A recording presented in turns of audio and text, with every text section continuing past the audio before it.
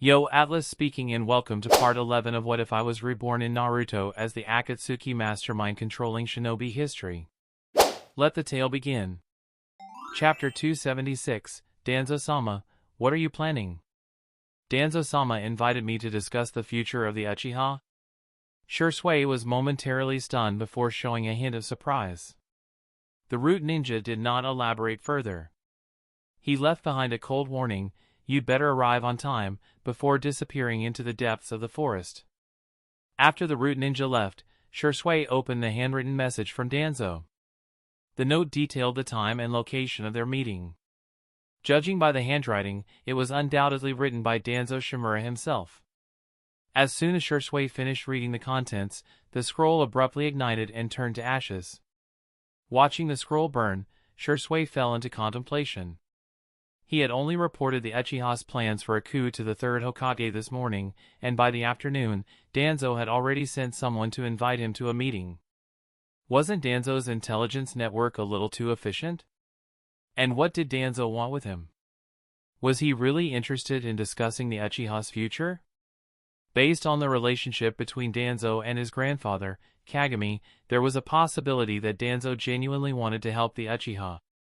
However, deep down, Shursui couldn't shake the feeling that this private meeting had ulterior motives. Otherwise, the meeting wouldn't have been scheduled near the Root's headquarters.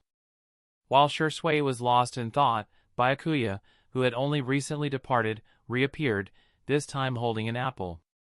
After taking a bite, he casually said, "Stop overthinking it.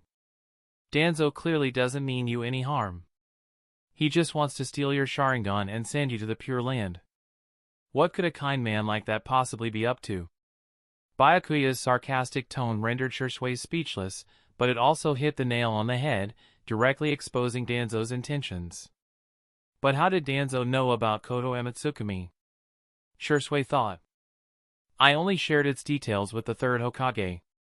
As if reading his thoughts, Byakuya said calmly, "Shursui, don't tell me you actually believe the third Hokage hasn't conspired with Danzo? The root exists to handle the dirty work the Hokage can't openly touch. The ability of Koto Amatsukami threatens the Hokage. Naturally, he'll look for someone to deal with you. Otherwise, the third Hokage won't be able to sleep at night." Hearing this, Shursui let out a quiet sigh. He had always believed in the third Hokage, believed that his suppression of the Uchiha was only because the clan had acted inappropriately. He had also trusted that the third Hokage was earnestly trying to resolve the conflict between the village and the Uchiha, but in hindsight, it seemed he had been naive and one-sided. Fortunately, he had already chosen a new master to serve. If he had continued to blindly trust Konoha's leadership, both he and the Uchiha would eventually have been destroyed at the hands of the village elders. Clearing his distracted thoughts, Shursui looked at Byakuya and asked, "Byakuya-sama, should I decline the invitation or attend this meeting with Danzo?" Byakuya glanced at Shursui, his mind recalling how things had unfolded in the original timeline.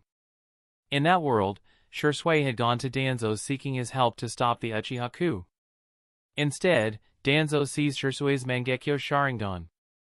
Disheartened and betrayed, Shursui ultimately chose to throw himself off a cliff, ending his life. However, that was the naive, idealistic Shursui of the original timeline. Under Byakuya's guidance, Shursui had long abandoned his blind faith in Konoha and had shifted his priorities to the survival of the Uchiha clan. After a brief pause, Byakuya said, "Of course you should go.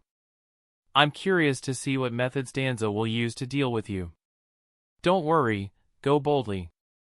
I'll be there to clean up any mess that arises." "Yes, Byakuya-sama." After Byakuya disappeared once more, Shursui turned and walked toward the designated meeting location. Soon, Shursui arrived at the meeting location, which was a dilapidated shrine.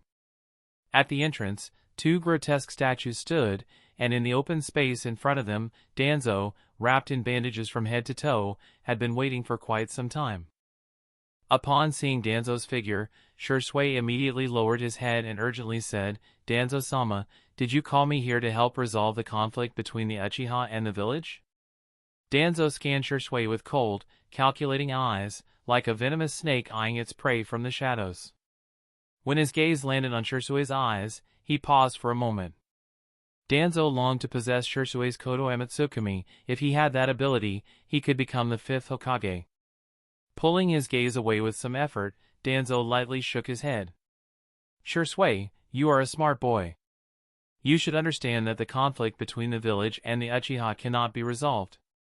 Itachi has reported to me about the recent events within the Uchiha clan. The Uchiha aren't just planning a coup, they're already preparing for one. For the peace of the village, neither I nor the Hokage can sit idly by. Shirsui's expression darkened, and he anxiously said, I've already told you, I will use Kodo Amatsukami to control clan leader Fugaku. As long as Fugaku gives the order to cancel the coup, the clan will not rise up. Danzo sneered, looking at Shirsui with a pitiful expression. Shirsui, your thinking is too naive. The conflict between the Uchiha and the village cannot be mediated. Even if you control the current Uchiha leader, Fugaku, other radical Uchiha will still step forward. You may be able to control one Uchiha, but can you control all of them? At Danzo's challenge, Shirsui fell silent. After a long pause, he said, Danzo-sama, I may not be able to control all of the clan members, but is there really no way for the Uchiha and the village to coexist peacefully? Danzo paused intentionally, then said, well, there is a way. Shirsui stared into Danzo's eyes, seemingly desperate for a concrete answer. Danzo, what is the solution? I really need the village's help. As Danzo walked toward Shirsui, he spoke again. If you're willing to hand over your Mangekyo Sharingan, I will resolve the conflict between the Uchiha and the village. Before he finished speaking, Danzo suddenly lunged at Shirsui. Shirsui's face shifted slightly, and he immediately created distance between them. He briefly glanced at Danzo and, using his Sharingan, took control of him. With a sigh, he said, Danzo-sama, please take a nap for now. Once I stop Fugaku, I will come back to apologize. However, just as Shirsui turned to leave, Danzo, who had been under the influence of the Sharingan Jinjutsu, suddenly smiled faintly. In the split second when Shirsui wasn't looking, Danzo used the body flicker technique. Before Shirsui could react, Danzo landed a powerful punch to his abdomen, then reached for Shirsui's eyes. Danzo had never expected to steal the Mangekyo Sharingan with mere words. His earlier remarks and the behavior of being controlled by the Jinjutsu had all been part of a strategy to lower Shirsui's guard. As Danzo's right hand reached Shirsui's cheek, intending to gouge out his Sharingan, he suddenly realized something was wrong. With a loud bang, the Shirsui he had attacked vanished in a puff of smoke. From a distance, the real Shirsui, who had evaded the attack, spoke with a calm expression.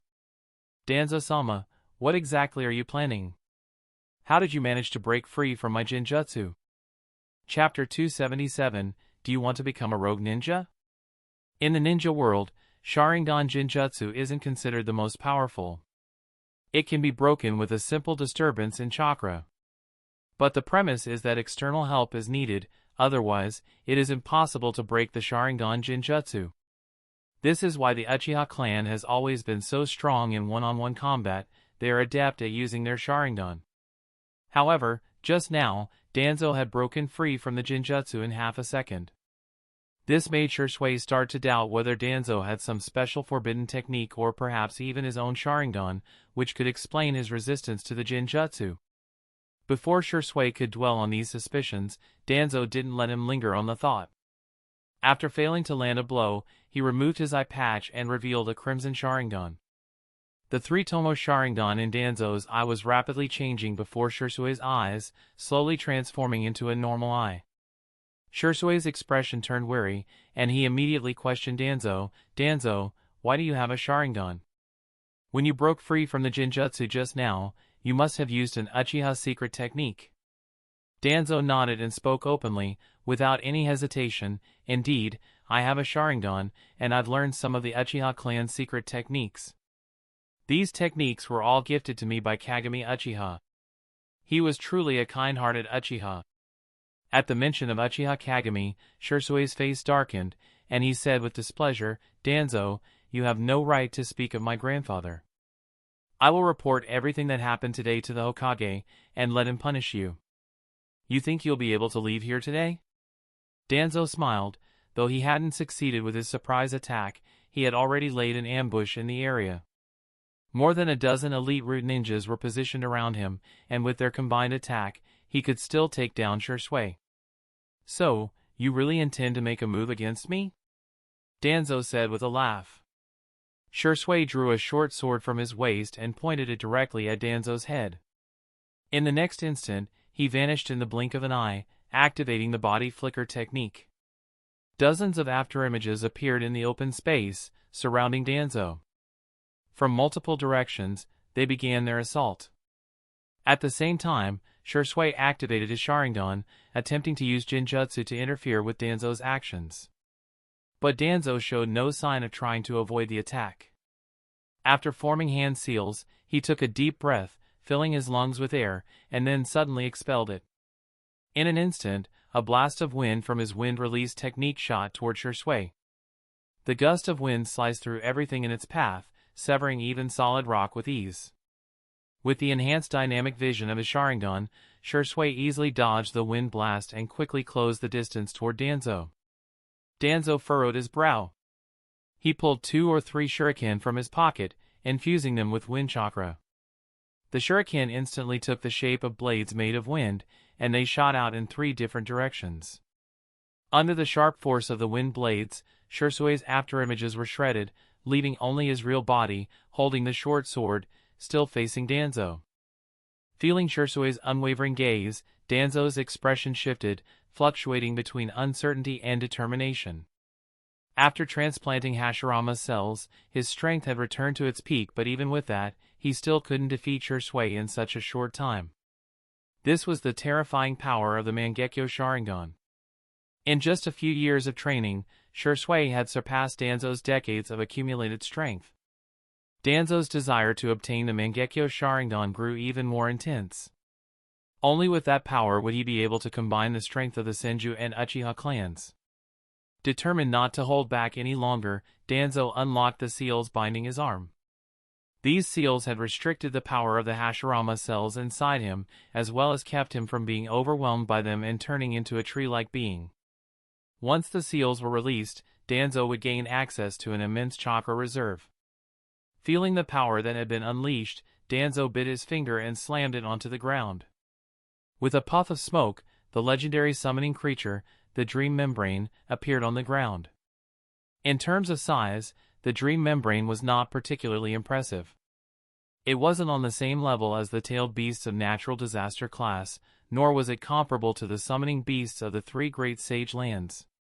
However, the Dream Membrane was one of the few summoning beasts that could use ninjutsu, and it was especially adept at wind release, making it a perfect match for Danzo. Seeing Danzo summon his beast, Shui wasn't about to back down. Drawing upon a large amount of chakra, a greenish-blue projection enveloped his body, transforming into a giant Susanoo, towering over 10 meters tall. Shui controlled the Susanoo, launching an attack at Danzo and the Dream Membrane by swinging his spiral sword. As the spiral sword struck the Dream Membrane, cracks resembling spiderwebs appeared in the ground beneath it. The creature let out a loud roar and unleashed a violent gust of wind from its mouth, attempting to destabilize the Susanoo. Danzo's face darkened further as he observed this. He was now in a precarious position. He neither had the strength to defeat Shui nor the desire to let him leave. If he took any further action without thinking, and if Hiruzen Sarutobi found out about it, the consequences would be unimaginable. The Uchiha clan would consider him an enemy to the death, and all his plans would be shattered, ending his hope of ever becoming Hokage. Continuing to use Susanoo in his attack, after the spiral sword grazed its nose, the Dream Membrane let out a pained cry. It was already struggling to hold its ground in front of the Susanoo. Danzo, watching the Dream Membrane's predicament, proceeded to remove the seals on his arm. As long as he could remove all the seals, he would still have a chance to defeat Shui. And he wasn't fighting alone, he had other subordinates. Suddenly, Danzo seemed to realize something. His pupils dilated sharply. They had been fighting for quite a while, but none of the root ninjas he had previously hidden around the area had appeared yet. Could it be that Shui wasn't alone? Had he brought reinforcements? Recalling their earlier meeting, especially the moment when his ambush on Shisui failed, Danzo quickly replayed the events in his mind. A few drops of cold sweat appeared on his forehead. Perhaps Shisui had known all along that Danzo would make a move here and had made preparations in advance. Wasn't Shisui just a tool of Hiruzen Sarutobi, a foolish Uchiha who harbored the will of fire? How could his plans be so meticulous? Could it be that Shisui was truly the mastermind behind the Nine-Tails attack? At this thought, Danzo's mind began to consider escape. After giving the dream membrane its orders, he tossed a smoke bomb onto the ground, trying to obscure his movements and leave the area. Just as he attempted to flee, a group of fallen ninjas suddenly appeared in the direction Danzo had intended to escape. These ninjas, wearing animal masks, were all Danzo's subordinates. Standing near them, however, was a young ninja. The young ninja was none other than Byakuya, who had witnessed the entire battle. Byakuya looked at his former superior, slowly speaking, "Danzo, where do you think you're going? After attacking your comrades in the village, are you now trying to escape and flee from your crimes?" Chapter 278, Shisui uses Kodo Amatsukami.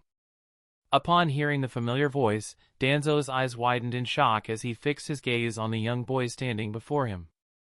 Despite the boy using a transformation technique to disguise himself, his playful demeanor and harmless smile made Danzo immediately recognize him as Byakuya, the very person who had once toyed with him and caused him so much apprehension.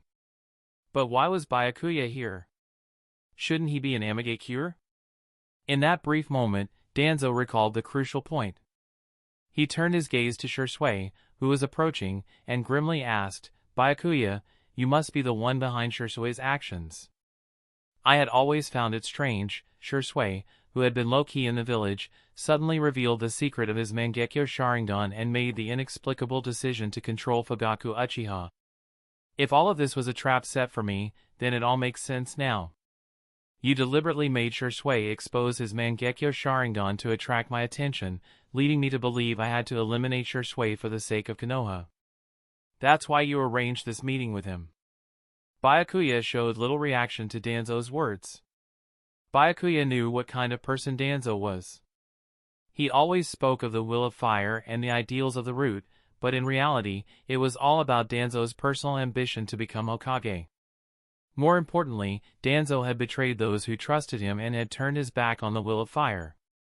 In contrast, Shisui's heart was burning with intense rage. He had once trusted Danzo completely, and even when he met Danzo earlier, he still held out a shred of hope. However, that hope was shattered the moment Danzo made his move against him. The subsequent revelation of Danzo's Sharingan and the Uchiha secret technique made Shisui suspect that Danzo might even have been involved in the death of his grandfather, Kagami Uchiha. When Kagami was younger, he was just as talented as Shisui, having unlocked the three-tomo Sharingan at an early age and becoming a member of the Hokage's personal guard. Yet after the third Hokage ascended to power, Kagami mysteriously died while on a mission. If it hadn't been an accident during the mission, Kagami's qualifications should have made him a shoo-in for a high-ranking position in the village. With someone of his caliber, the Uchiha clan wouldn't have found themselves in such a dire situation. Shisui's face twisted into a savage grin. "Danzo, if you didn't covet my Mangekyo Sharingan, how could Byakuya and I have had this opportunity to confront you? And Danzo, how do you explain the traces of wood release on your body?" At these words, Danzo looked down at his arm, where the Senju cells had begun to uncontrollably transform it into wood, slowly spreading toward his shoulder. With his life now under threat, Danzo lost his composure and yelled, "Byakuya! Shisui! Even if I die here today, it's for Konoha. Konoha will never forgive you traitors." Byakuya shook his head lightly and walked up to Danzo, crouching down beside him as he began to perform a sealing technique. "I need to correct something," Byakuya said. "I'm not a Konoha ninja, and if we're talking about betrayal, it was Konoha that betrayed the Uzumaki clan, and now they've begun betraying the Uchiha clan as well. The fall of the Uzumaki clan and the plight of the Uchiha clan are both consequences of Konoha's actions." As Danzo felt his control over his body slipping away, his face darkened. "I know your ambitions. You're planning to strike against Sarutobi after my death, so that the Uchiha can take the Hokage position, but the Uchiha will never become Hokage. Without me, the ninja who works quietly in the shadows, Konoha would have been destroyed long ago by countless conspiracies. If you want to secure the Hokage position, you'll need my help. Danzo tried to continue his words, but Byakuya raised a finger, smirking as he replied, Danzo, your very existence weakens the Hokage's position the most. If it weren't for you, would the Uchiha have come to this point of a coup? This isn't my fault, Danzo continued desperately, this is Sarutobi's idea. I've always been working for him. Byakuya smiled softly and summoned a mass of vines from the earth, creating a cage around Danzo. When Danzo saw Byakuya use would release, his expression froze. He muttered to himself, impossible. Impossible. How could you possess would release? That's a Konoha ability. It can't be in your hands. Why not? Byakuya retorted. The Uzumaki clan was originally a branch of the Senju clan. When Konoha abandoned the alliance, they also gave up the hope of a resurgence. Shursui and I, one with would release, and the other with the Mangekyo Sharingan, are the true inheritors of the Will of Fire, of the Senju and Uchiha bloodlines. But you're just a rogue ninja who has recklessly harmed your comrades. After being crushed both physically and logically by Byakuya, Danzo's defenses started to crumble. Indeed, from a bloodline and ability perspective, these two were more like true Konoha ninjas. However, the Will of Fire had never been about bloodlines, it was about the philosophy of mutual protection and support. Danzo gave up on begging for mercy. He knew these two would never spare him. Since his dreams of becoming Hokage were destined to fail, he would rather die in a grand way, just like the Hokage. As long as he could eliminate these two, the Uchiha would never have a chance to overturn their situation. Those foolish Uchiha would never stand a chance against Sarutobi. Secret technique. Just as Danzo was about to use a self-destructive jutsu, a black rod pierced through his arm, stopping his chakra flow and preventing him from performing his technique. Looking at Danzo's grimacing face, Byakuya coldly stated, "Did you really think you could take us down with a mutual destruction technique? You don't have that capability in front of us." What do you want from me?" Danzo stammered. With a flash, Byakuya broke both of Danzo's arms and legs before turning to Shursui. "Shursui, didn't Danzo want your Kodo Amatsukumi? Give him what he wants." "Yes, Byakuya-sama." Shursui responded respectfully. His Mangekyo Sharingan began to spin, shifting into the shape of a shuriken, and he used his Jinjutsu, Kodo Amatsukumi. Chapter 279, From today on, you are Danzo. Upon seeing the shuriken-like pattern in the Mangekyo Sharingan, despair surfaced on Danzo's face. He knew the power of the Jinjutsu Kodo Amatsukumi, which could quietly alter one's will. He wasn't sure whether his true self would remain after his will was modified. The only thing he could foresee was that his dream of becoming Hokage was completely shattered.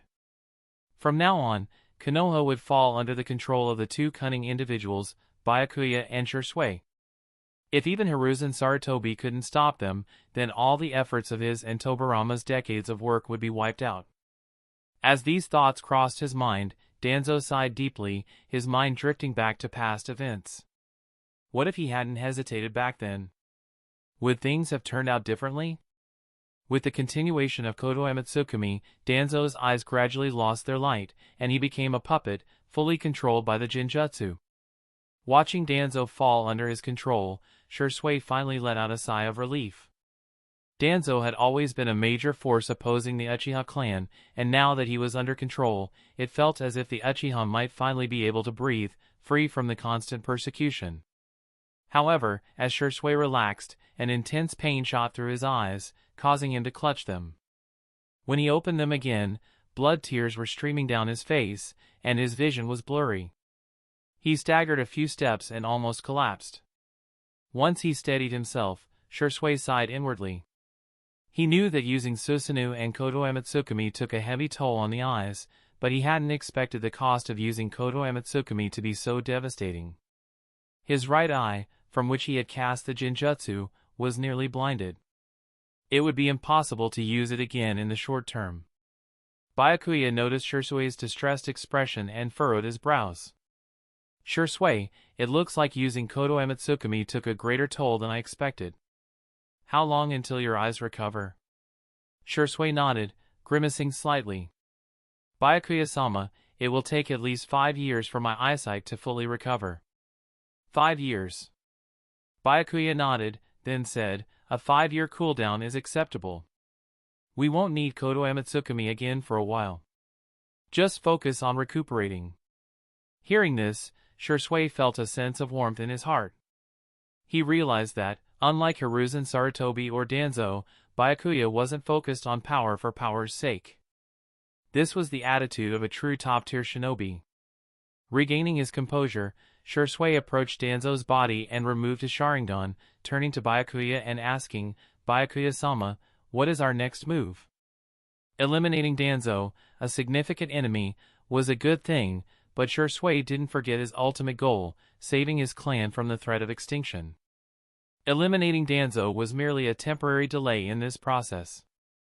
Byakuya pondered for a long time before turning to Shirsui with a question. Shirsui, what do you think we should do next? Danzo is a high-ranking figure in Konoha. If he goes missing, Hiruzen Sarutobi won't just ignore it. But if we let Danzo go, he'll come after the Uchiha even harder. Shirsui fell into deep thought. Byakuya was right.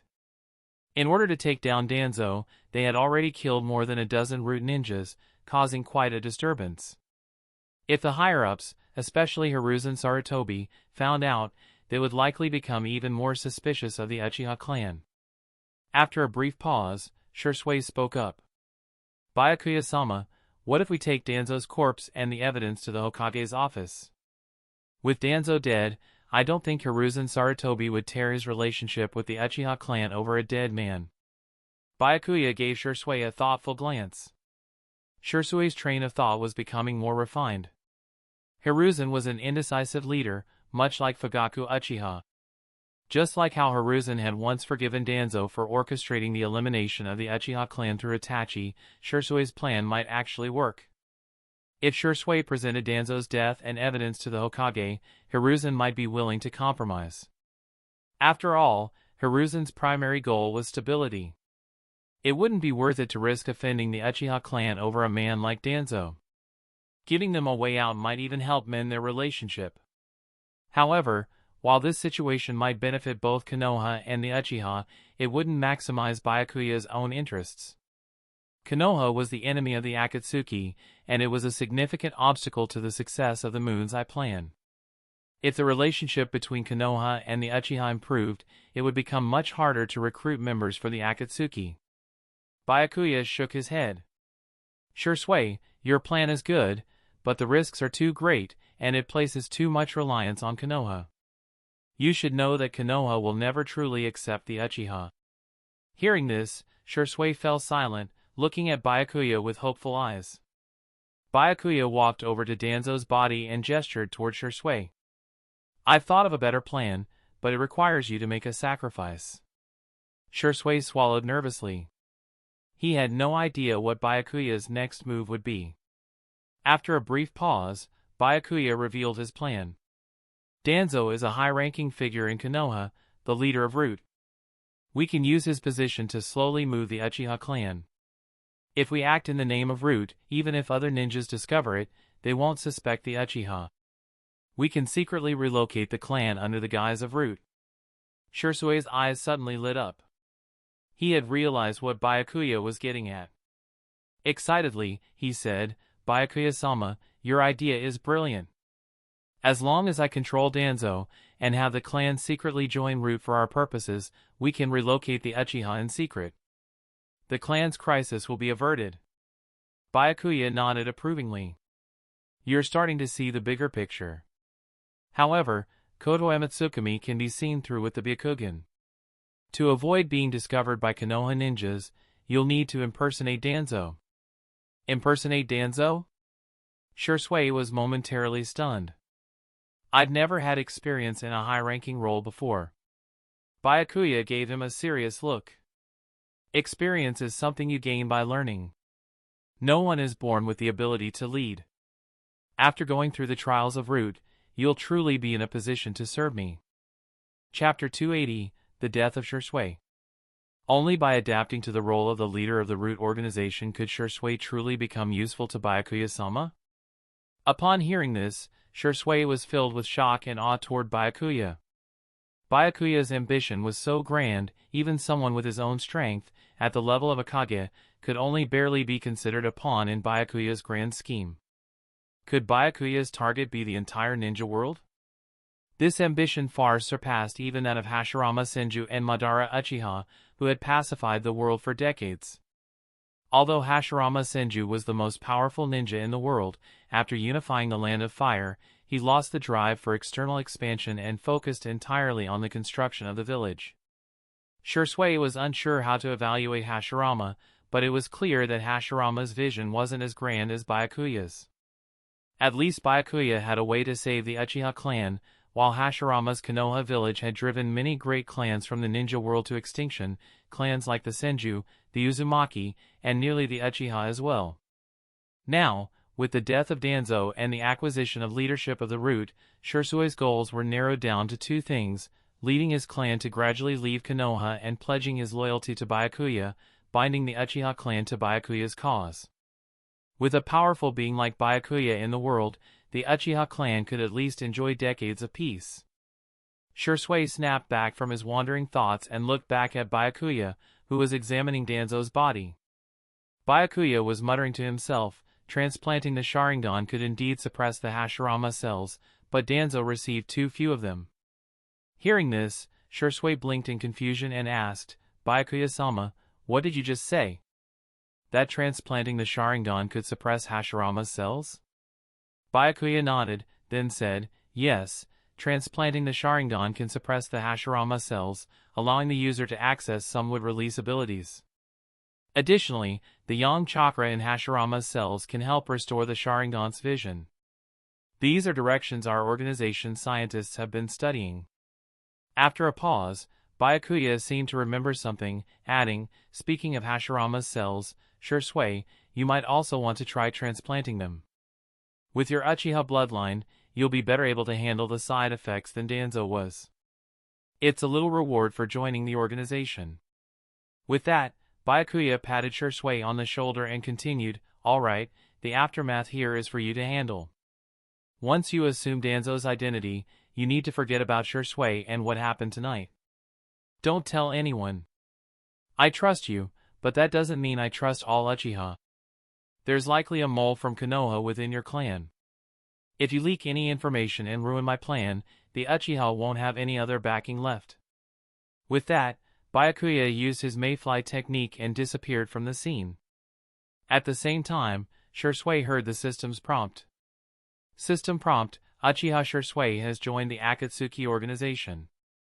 You have obtained a pair of 3 Tomo Sharingan. 3 Tomo Sharingan, the third stage of the Sharingan, possessing abilities like dynamic vision and the power to copy ninjutsu.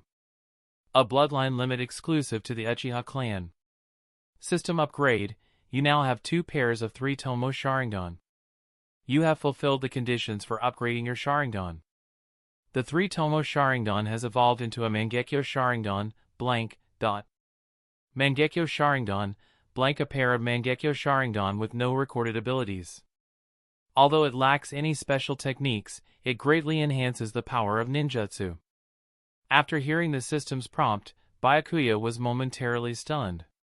2 pairs of 3 Tomo Sharingan evolving into Mangekyo Sharingan was certainly a pleasant surprise.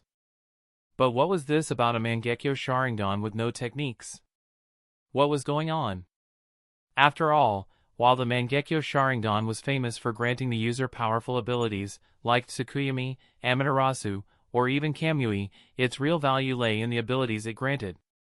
A Mangekyo without techniques seemed quite unusual. However, Byakuya was somewhat familiar with this blank Mangekyo Sharingan. He recalled that only 2 individuals had possessed Mangekyo Sharingan without any inherent abilities, Madara Uchiha and his younger brother, Izuna Uchiha. And he actually does possess, but it was never named.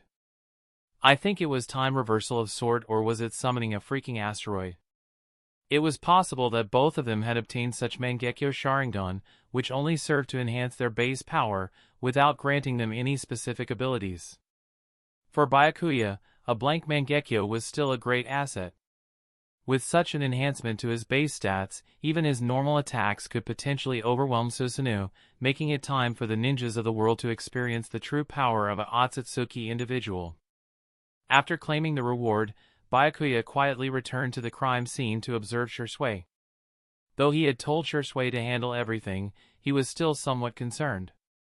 Shisui was a good-hearted person, and playing the role of Danzo would be very difficult for him.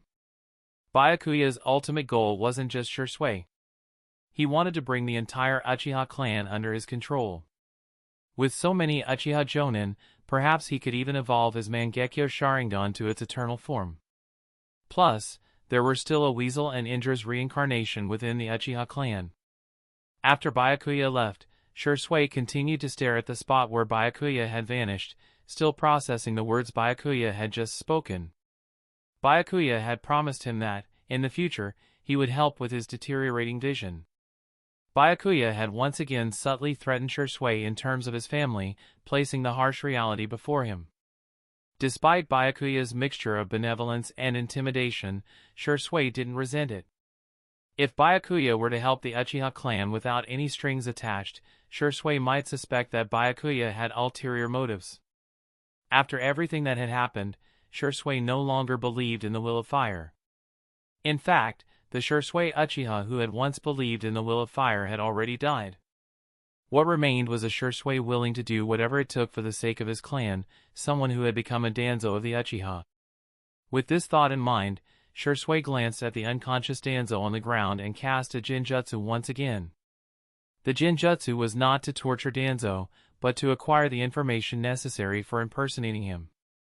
He needed to understand Danzo's mannerisms and behaviors if he was to become another Danzo. After half an hour of absorbing Danzo's memories, Shisui frowned. Danzo's memories were dark and twisted, which made Shisui question his ability to portray Danzo convincingly. Danzo was an extremely self-centered, selfish ninja. To become Hokage, he was even willing to sacrifice the Shimura clan. Moreover, the behavior of the third Hokage was disgusting.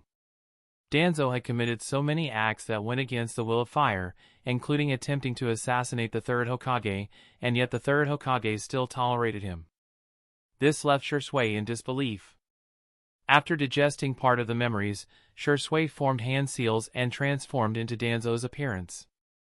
With the memories he had gathered, Shisui felt confident that he could now portray Danzo effectively. He was ready to assume the role of the leader of Root and embrace this new chapter of his life. Chapter 281, Shisui's Professional Training. A week later, news of Shisui's disappearance spread quickly, causing a huge uproar within the Uchiha clan, even prompting the holding of a clan meeting to discuss the matter. Though Shisui had never gotten along with the more radical Uchiha ninjas and leaned toward a more moderate stance, no one doubted his strength. Shisui possessed the Mangekyo Sharingan, capable of unleashing the legendary Susanoo, and could fight tailed beasts head-on. Such a powerful figure couldn't just disappear without a significant reason. There was clearly a conspiracy at play. During the search, the Uchiha soon discovered a suicide note in Shisui's home. The note stated that Shisui was filled with despair over the current state of the clan and the village. It seemed that Shisui didn't know whether to stand with the village or the clan. Under the overwhelming pressure, he had lost his will to live and chose to end his life. However, senior Uchiha ninjas like Fugaku didn't believe the contents of the note. They knew Shisui couldn't be that weak. The holder of the Mangekyo Sharingan would never die in such a trivial manner. Shisui must have been attacked by someone, and, most probably, his Mangekyo Sharingan taken before his death. Most believed the attackers were likely Konoha's high-ranking officials, led by the third Hokage, as no one else had the power to challenge Shisui Uchiha. However, some ninjas pointed suspicion toward Itachi Uchiha. Itachi was just as much of a genius as Shisui. Moreover, they had a close relationship. If Itachi had intended to steal Shirsui's Mangekyo Sharingan and launch a surprise attack, his chances of success were certainly high. The key reason for suspicion was Itachi's refusal to hand over the list of Umbu members, which had already marked him as a traitor in the eyes of the clan. Itachi was now seen as a dog of the Hokage faction. But regardless, with the death of the Uchiha clan's strongest member, Shisui, their coup plans had effectively been halted. Without the Mangekyo Sharingan, the Uchiha would be no match for the Hokage faction. Still, the Uchiha upper ninjas believed that the clan would eventually find another opportunity for a coup, if not this time, then the next. Itachi, however, felt unjustly blamed by his clan and grew even more disdainful of their foolishness. He was not involved in Shirsui's disappearance, and certainly hadn't forged the suicide note. According to intelligence from the ninja crows, Shirsui had fought a major battle outside the village before disappearing. The attackers could have been either Masked Man or someone else, perhaps even Konoha's higher-ups. Regardless, Shirsui had used his life to delay the clan's coup and buy time to prevent the family and village from falling into conflict. However, it was clear that the next attempt at a coup would be even more intense. As time passed, news of Shirsui's disappearance spread throughout the entire Konoha village. Many anti-Uchiha ninjas were relieved at the death of Shirsui, the Mangekyo Sharingan holder, as it would greatly weaken the Uchiha's strength. Most, however, felt sorrow for his death.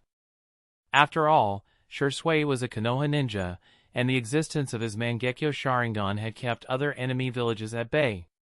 Now, with Shirsui's death, Konoha's ability to counter the tailed beast was severely diminished, and the other villages might soon take action.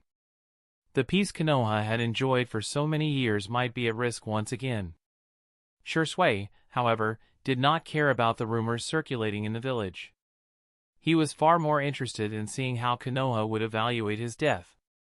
During his week at the Root base, he had learned how to impersonate the leader of Root. This was aided by his ability to keenly observe things with the Mangekyo Sharingan, as well as Danzo's own assistance. If Danzo hadn't made Root into a one-man operation, Shirsui's risk of exposure would have been much higher. Just as Shirsui was reflecting on the past week's events, a knock came at his door, bearing news of a summons from the Hokage's office. The summons from the third Hokage caused a change in Shirsui's expression. He wasn't sure if he could deceive the third Hokage and the two advisors, but as he had already decided to become Danzo, he would inevitably have to face these high-ranking Konoha officials one day. After sneering in disdain at the third Hokage, Shirsui set off for the Hokage building. Seeing Shirsui's obvious disdain for the third Hokage, the Root ninjas did not show much reaction. Their leader, Danzo, had always spoken ill of the third Hokage, and no matter how outrageous Danzo's actions were, the third Hokage would always forgive him. Soon enough, Shirsui found himself in the Hokage's office, where the third Hokage was glaring at him with a face full of displeasure. Shirsui couldn't help but wonder, was the third Hokage doubting his identity, or was this just how the third Hokage treated Danzo? Before he could think much further, the third Hokage spoke up, "Danzo, have you heard about Shirsui's disappearance?" Shirsui feigned confusion, beginning to play his role as Danzo. Shirsui's disappearance? When did that happen? I've been at the base for the past few days, not really paying attention to the Uchiha. The third Hokage snorted coldly and got straight to the point, "You can't possibly claim you don't know." That afternoon when Shirsui used his Mangekyo Sharingan, he disappeared for an entire afternoon. After that, he completely vanished. Clearly, it was you who did something to him. Driven by your greed for the Mangekyo Sharingan, you finally made a move against Shirsui. Don't forget, Shirsui was one of the few Uchihas who was loyal to the village. If Shirsui had heard these words from the third Hokage before, he would have undoubtedly felt touched. The third Hokage had always been trying to ease tensions between the Uchiha and the village, even reprimanding the higher-ups to achieve this. But after taking Danzo's place as the head of Root, Shirsui knew things weren't as simple as they appeared. The third Hokage harbored no real goodwill toward the Uchiha, and by tacitly approving of Danzo's actions, he had sent a clear signal with his secret divulging of Koto Amatsukami. The third Hokage was wary of the powers of Koto Amatsukami, but he didn't want to ruin his own prestigious image. Was such a ninja truly fit to remain in the position of Hokage? Shui had serious doubts. After a long pause, Shui began weaving a lie. Yes, I admit I took action against Shui, but everything I did was for the village. Shui's Kodo Amatsukami was a serious threat to us, and I had no choice but to take him out. Unfortunately, Shui was stronger than I expected, and in the end, I failed to capture him, and he managed to escape. You really did take action against Shui. The third Hokage said with a fluctuating expression, his voice laced with suspicion. But Kodo Amatsukami must still be with you, right? Shui was not the type to just commit suicide. Shui, now showing a somewhat displeased expression, responded, Do you really think I have the strength to deal with Shui? If I had truly captured him, I would have already sent someone to take action against the Uchiha. Chapter 282, I am right in front of you. Upon hearing Danzo speak those words, the third Hokage's face turned red with anger. Who told you to act against the Uchiha? He said, his voice filled with dissatisfaction. Do you realize that your actions could easily incite a civil war in the village? If Shui really is dead, then it's a tragedy, but what if he isn't? If he survived and became a rogue ninja with the Mangekyo Sharingan, he could become yet another formidable enemy of Konoha, perhaps even more troublesome than Orochimaru. It seemed that the third Hokage understood the implications of what was happening, so Danzo spoke again, Don't worry. Shui is gravely wounded. He's probably already dead, lying somewhere in the Death Forest. Once Shui is dealt with, we can move forward with our actions against the Uchiha. As for Lord Tobirama, the third Hokage's expression turned sour as he glared at Danzo. Stop mentioning Tobirama-sama to me. If Tobirama-sama were still alive, he would have dealt with the Uchiha in his own way. He would never resort to violence against the Uchiha, who were once his comrades. After a moment of silence, the third Hokage glanced out the window and muttered softly, I'll keep quiet about your actions against Shui, but if the Uchiha do start a coup, I'm leaving the situation to you. Despite his disapproval of Danzo's unauthorized actions, the third Hokage didn't punish him. While Danzo's interference with Shui may have been unwarranted, it did solve the problem Shui posed. The power of the Mangekyo Sharingan had made the Hokage cautious and anxious these past few days, fearing that Shui would use his abilities to manipulate his mind. However, the news of Danzo attacking Shui must never leak out. If it did, the Hokage faction would find themselves in a vulnerable position. At present, the Hokage still needed Danzo, his trusted right hand, to do the dirty work for him. The truth was, there were few ninjas left who would willingly take on the darkness for the village. I know how to handle this. You don't need to teach me, the third Hokage snapped. Hearing this, Danzo's expression changed slightly. Imitating Danzo's tone, Shui coldly scoffed before storming out of the Hokage's office. Walking through the dark alley, Shui's face was a mixture of emotions. His meeting with the third Hokage had gone smoothly, and he hadn't exposed himself. This undoubtedly proved his talent in using transformation jutsu, enough to deceive even a ninja master like the third Hokage. But the third Hokage's words about Danzo left a bitter taste in his mouth. The third Hokage was well aware of Danzo's nature but had always turned a blind eye to his actions, even when they had a direct impact on the village. In the past, when Danzo suppressed the Uchiha, the third Hokage had played the role of the good guy, stepping in to defuse tensions and speak out for the Uchiha, giving hope to the pacifist faction while allowing the more aggressive faction to tear itself apart. It's clear now that the third Hokage is no longer just a wise leader of the village. His true nature was far more calculating than Shui had ever imagined. But all of that was in the past. Now that he had taken Danzo's place as the leader of Root, he could use his new position to weaken the Hokage faction. In fact, one day, he might even run for Hokage himself. A slight smile curled at the corner of Shui's lips as he thought about this. A few minutes later, Shui returned to the Root base. As he was about to interrogate Danzo using Jinjutsu, Shui heard a knock at the door of the secret room. Locking Danzo back up, Shui walked to his office. He called out, "Come in," and was greeted by a familiar masked figure. This figure was none other than his close friend, Itachi Uchiha. Just as Shisui was about to reveal his true identity to Itachi, and the two would work together to use Danzo's position to save the Uchiha clan, he remembered Byakuya's warning. Apart from Byakuya, he couldn't reveal his identity to anyone else, including Itachi. Calming his emotions, Shisui recalled how Danzo had interacted with Itachi in the past. He asked, "Itachi, did you come with some new information?" Itachi observed Shisui closely. He felt something was different about the Danzo in front of him. This Danzo seemed somewhat proud, as if something good had just happened. At that moment, Itachi felt a sense of unease in his heart. His expression turned grim as he continued to observe Danzo. These past few days, Itachi had been investigating Shisui's death. He didn't believe that Shisui would choose to commit suicide out of despair. He was sure that Shisui had been attacked by another ninja, which explained his disappearance. Among all the suspects, Danzo was the most likely. If he weren't worried about the village, Itachi would have taken action against Danzo right away and killed this scheming old man on the spot. Taking a deep breath, Itachi turned to Danzo and asked, "Danzo-sama, what do you think about Shisui's disappearance?" Danzo's expression was somewhat awkward, as he didn't have much of an opinion on Shisui's disappearance.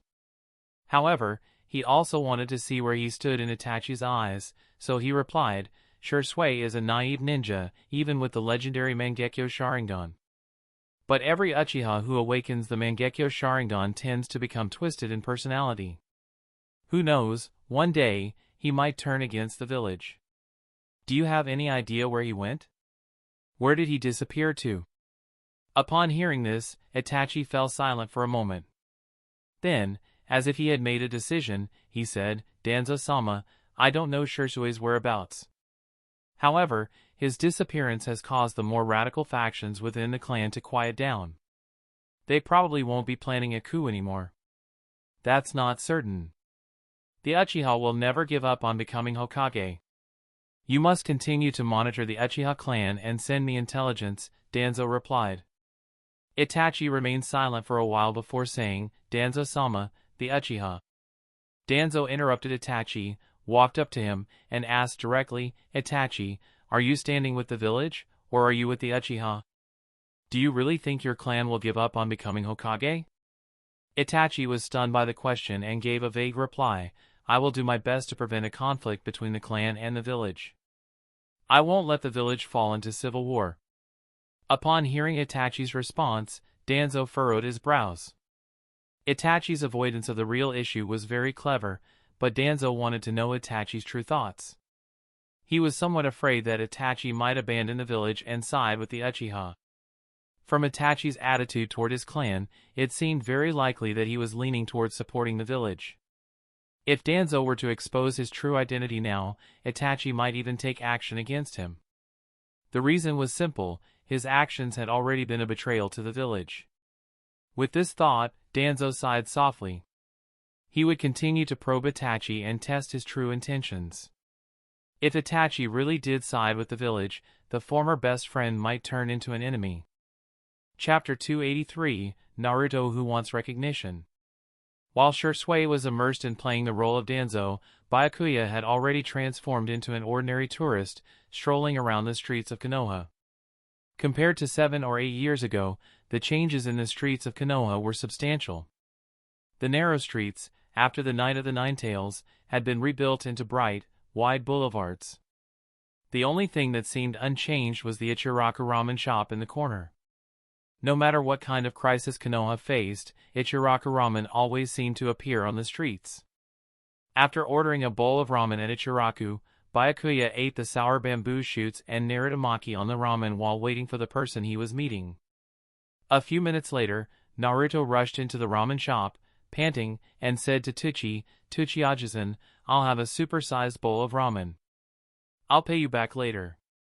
I just got another help request, and I have to go help them right away. The money doesn't matter." Tuchi, looking at the panting Naruto, asked with some concern, "Naruto, who asked for your help this time? What's the reward? It seems they want me to find a lost stray cat." "No reward.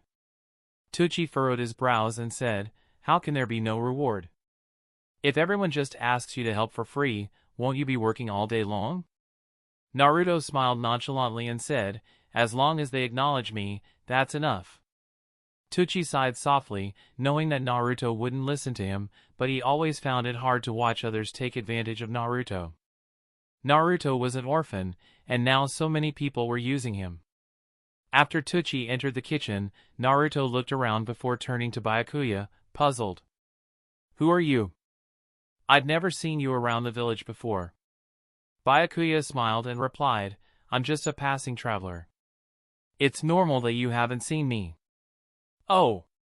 Naruto scratched his head and then said, "Do you need help with something?"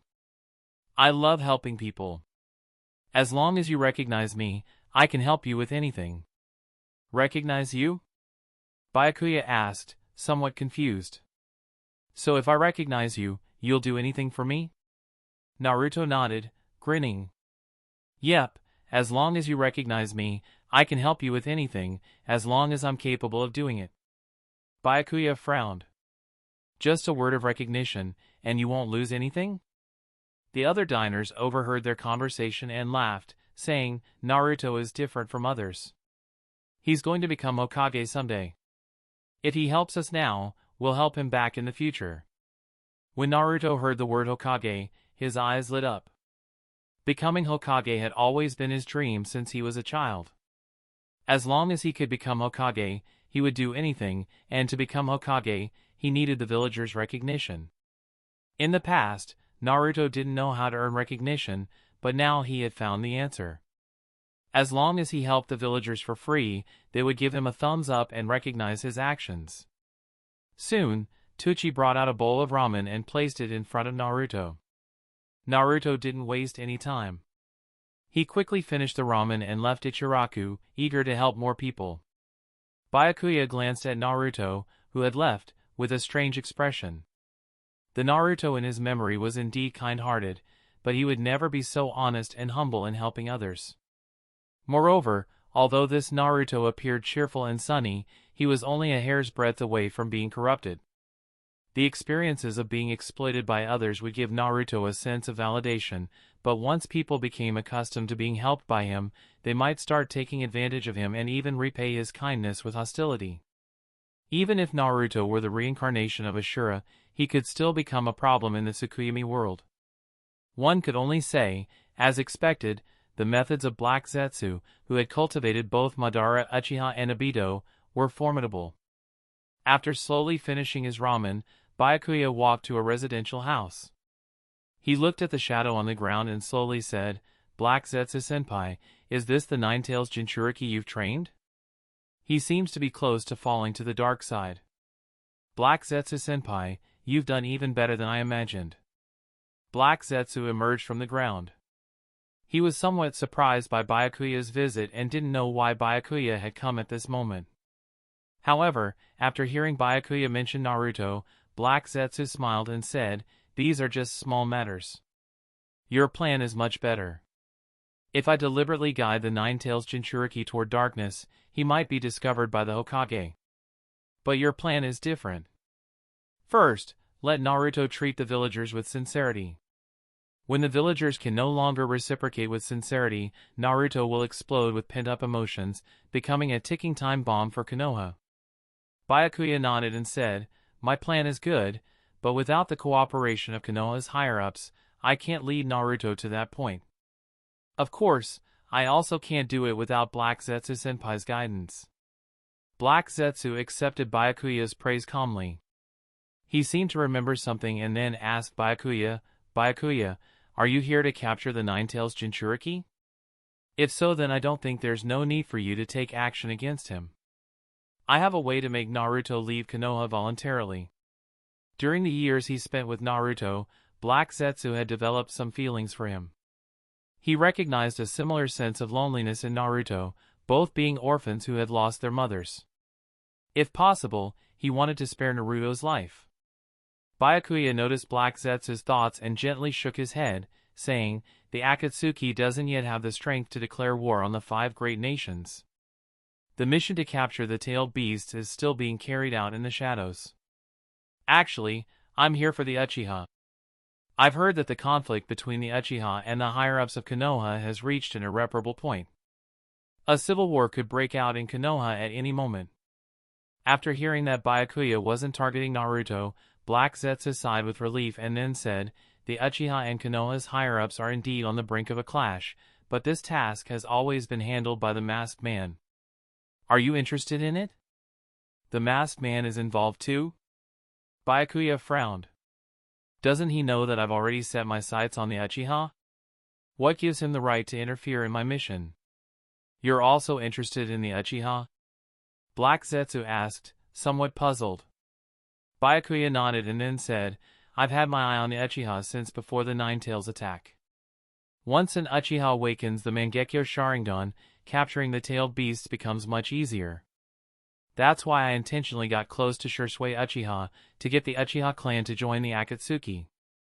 Upon hearing this, Black Zetsu's expression changed, and he said, the Masked Man is also planning to target the Uchiha. He wants to eliminate the Uchiha. Are you two planning to clash? Chapter 284, Itachi Uchiha's Resolution.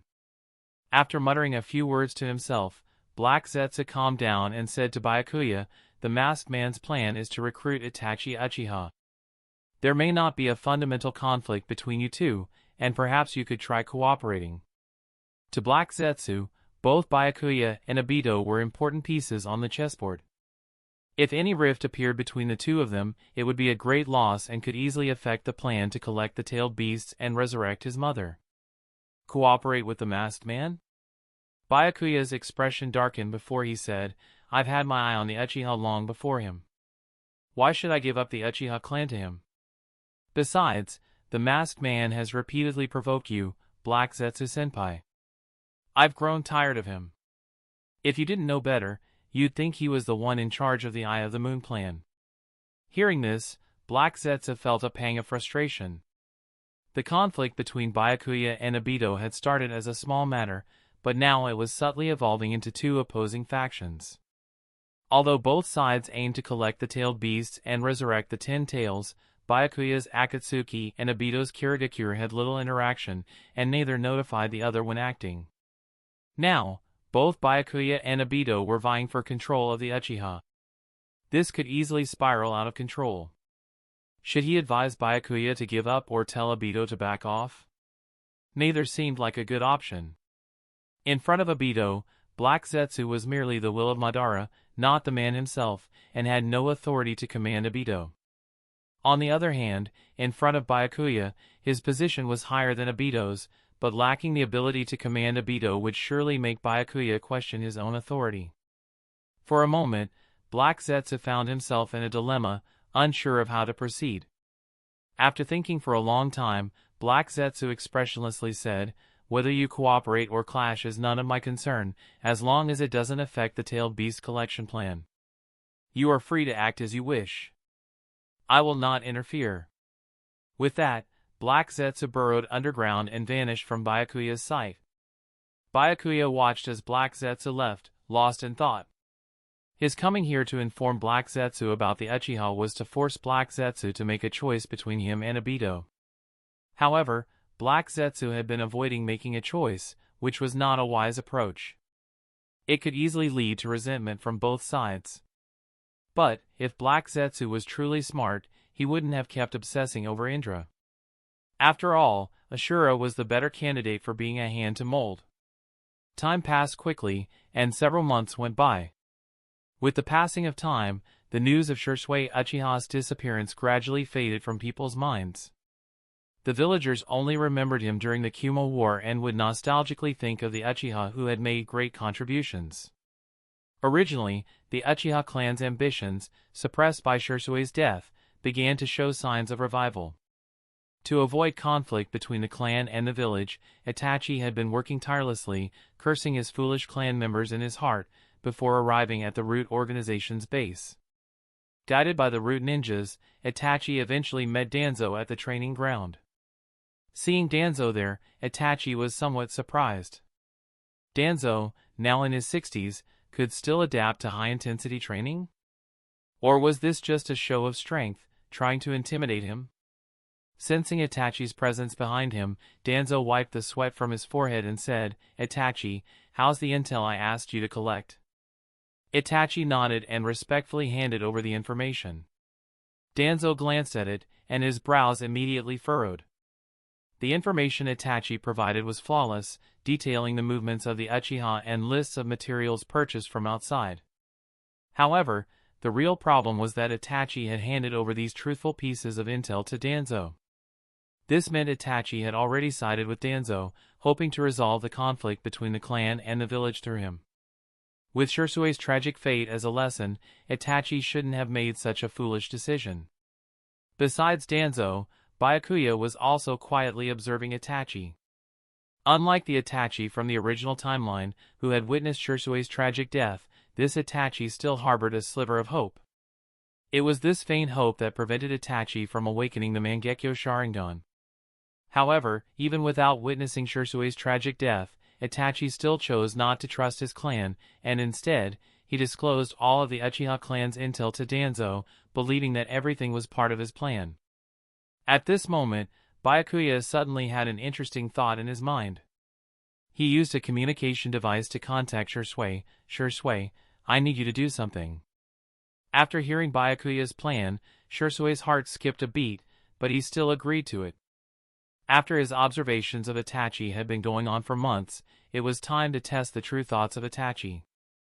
If they continued to delay, Itachi might do something irrational. After a moment of contemplation, Shirsui spoke to Itachi.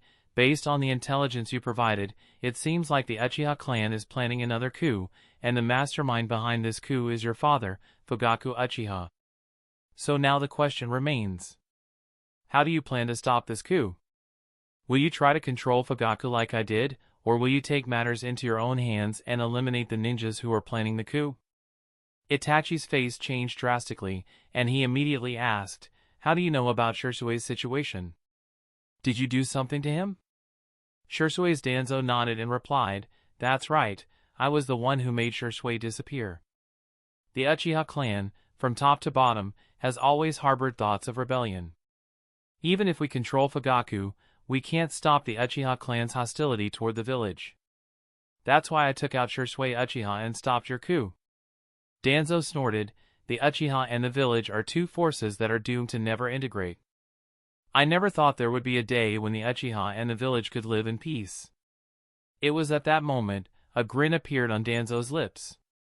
"But, I can give you an opportunity, a chance for a few Uchiha to survive.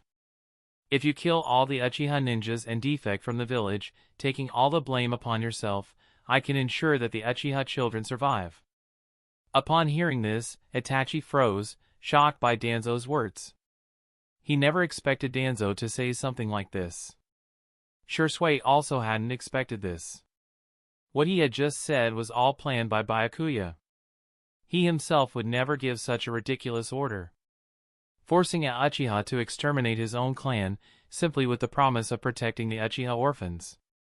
Itachi remained silent for a long while before he spoke to Danzo. "Danzo-sama, there are many ninjas in the Uchiha police force whose strength rivals mine. With just my own strength, I fear I won't be able to deal with all of the Uchiha clan's ninjas." Chapter 285, Breakup. Before agreeing to Danzo's conditions, Itachi went through a difficult decision-making process. After careful consideration, he ultimately made the seemingly absurd choice. From the moment his father took him to the battlefield at Iwagakure in the Fourth Great Ninja War when he was just 4 years old, Itachi began thinking like the Hokage. He abandoned immature impulsiveness and embraced absolute rationality and calm. Given the current power balance between the Uchiha and the village, even with all the preparations in the world, the Uchiha clan had no hope of defeating the village leadership. In a recent high-level meeting, his father had proposed a ridiculous plan. Fugaku intended to capture the Nine-Tails Jinchuriki and use the power of the Nine-Tails to force the Hokage faction to yield. His parents had never considered how chaotic releasing the Nine-Tails would be. Even if they succeeded in taking the Hokage position, they would still be unable to defend against external threats. Though Danzo was sinister and cunning, he had considered the village's well-being. His plan to use Itachi to eliminate Uchiha ninjas would minimize the damage to the village and prevent civil war at the lowest cost. However, this approach was too cruel for the Uchiha clan. But if the Uchiha did start a coup, the consequences would be far worse. Not only would the Uchiha clan be branded as traitors, losing centuries of honor, but the village would also suffer immense losses. The most crucial aspect was that Danzo offered an irresistible deal. As long as Itachi killed all the Uchiha ninjas and defected from the village, taking all the blame on himself, Danzo would spare the children who had not yet become ninjas. This included Itachi's younger brother, Sasuke. With this arrangement, the Uchiha clan could slowly repopulate and eventually reintegrate into the village after a few decades. As for the rest of the clan, those who harbored thoughts of rebellion had to be prepared to face death. When Itachi gave his response, Shisui felt deeply disappointed. He had hoped that Itachi, upon receiving such an absurd order, would lash out at him, but Itachi remained far too calm, so calm that it disappointed him. Sighing internally, Shisui spoke without expression, "I believe in your strength. On that day, I will be there in front of you. If you cannot eliminate the Uchiha ninjas, I will take care of it for you. However, this matter cannot be done in my name. You will have to speak with the third Hokage." Itachi nodded and replied, "If it comes to that, I will personally visit the Hokage office. There is no need to trouble you any further, Danzo-sama." With that, Itachi turned and left the root base. Once Itachi had gone, Byakuya appeared in front of Shisui, speaking in a quiet tone. "Shisui, I didn't expect that the Uchiha you personally trained, Itachi, would be so ruthless. When you ordered him to eliminate the Uchiha ninjas, he agreed without hesitation. However, my plan to test Itachi worked well. Itachi truly revealed his true thoughts. He has no loyalty to the Uchiha clan." Shisui fell silent, unwilling to speak. His eyes kept flickering as he processed his disappointment. When testing Itachi earlier, he had hoped that, if Itachi attacked him, he could reveal his true identity and offer to cooperate with him. Unfortunately, Itachi didn't make any move, which made Shisui deeply disappointed. The bond of friendship between them was now effectively broken. Byakuya observed Shisui's reaction, showing no particular emotion. Itachi's actions now were exactly what he had done in the original timeline. For Itachi, the village was more important than the clan, and his younger brother was more important than the village. So, when faced with Danzo's threat, Itachi chose to exterminate his clan to protect his brother. However, Itachi had never truly considered whether Sasuke would accept his plan. These matters were of no concern to Byakuya. Whether Shisui revealed his identity or continued to conceal it, Byakuya could maximize his gains.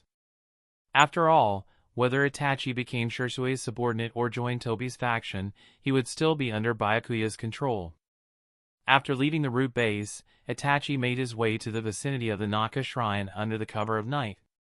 He checked his surroundings for any Uchiha clan members before calling out into the empty space, "Come out, masked man. I need your help." Tobi, who had been nearby, heard this and calmly appeared in front of Itachi. He gazed at Itachi with interest, asking, "Itachi, what made you decide you need my help today? Have you stopped doubting my identity? Or have you finally decided to leave the stinking pit of Konoha and join me as my subordinate?" Itachi maintained a stoic expression and replied, "If you agree to my conditions, I will join your organization and become your subordinate. But I don't know if you have the capability to meet my request." Tobi laughed as if hearing a joke, then said, "There aren't many things in the ninja world that can stump me. Go ahead, tell me what you need." Itachi took a deep breath and stated, "I want you to help me eliminate all the Uchiha in the police force building. Can you do that?"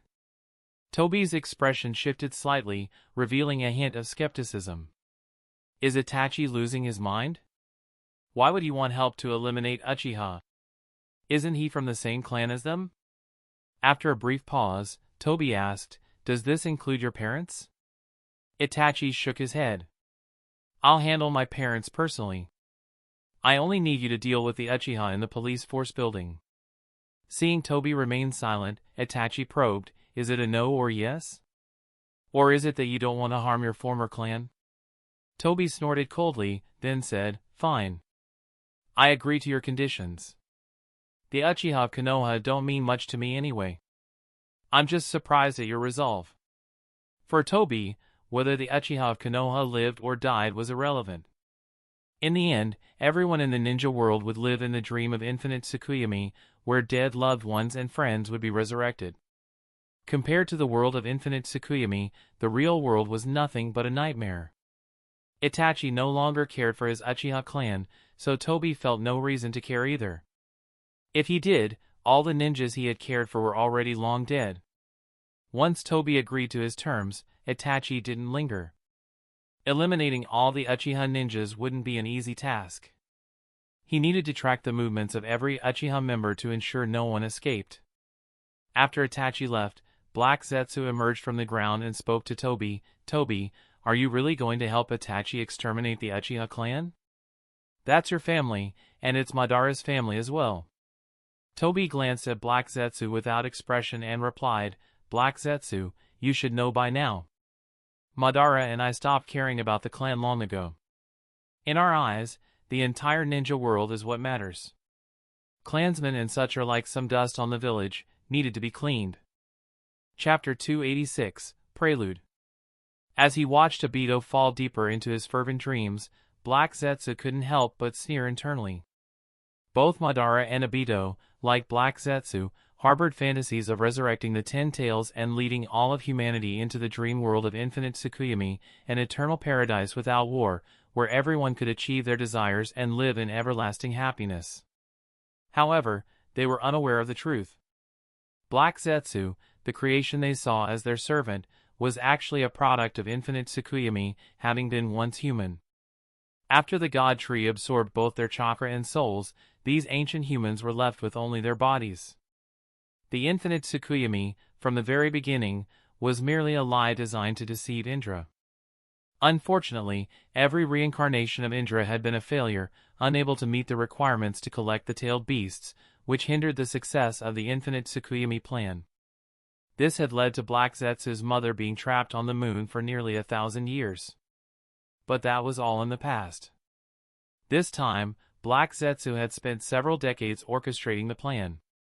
Not only had he unearthed a talent like Byakuya, but he had also guided Ashura's growth, significantly increasing the likelihood of success. The only issue was Byakuya's rapid development. In less than a decade, Byakuya had gone from being an Akatsuki member to the mastermind behind several ninja villages, commanding multiple Hokage-level ninja. Even Nagato, the wielder of the Rinnegan, listened to him without question. Black Zetsu was worried that Byakuya might grow beyond his control. After the resurrection of the Ten Tails, he feared Byakuya might refuse to activate the infinite Tsukuyomi. After all, unlike the failures of Obito and Madara, Byakuya had never faced much hardship. He didn't need infinite Tsukuyomi to escape the harshness of reality. As Black Zetsu contemplated how to counterbalance Byakuya, he realized that, unlike his ungrateful siblings Hagoromo and Himura, he had inherited only part of his mother's power. He knew that defeating a Hokage-level ninja alone was impossible. Thus, he could only rely on Obito to help manage Byakuya. Keeping Byakuya and Obito in a competitive relationship was the best way to manipulate both, allowing Black Zetsu to remain the ultimate winner. After a long moment of thought, Black Zetsu spoke to Obito. "I know your ideals, and Madara's too, but there are others who are eyeing the Uchiha clan as well." Obito frowned, clearly displeased. "Who else is after the Uchiha?" "Byakuya," Black Zetsu said flatly. According to reports from Shiro, Byakuya recently left Amigakure and has been active near Konoha. I suspect Byakuya is planning to act against the Uchiha as well. Do you remember the Night of the Nine Tails? Obito's expression darkened upon hearing this. Of course, he remembered the Night of the Nine Tails.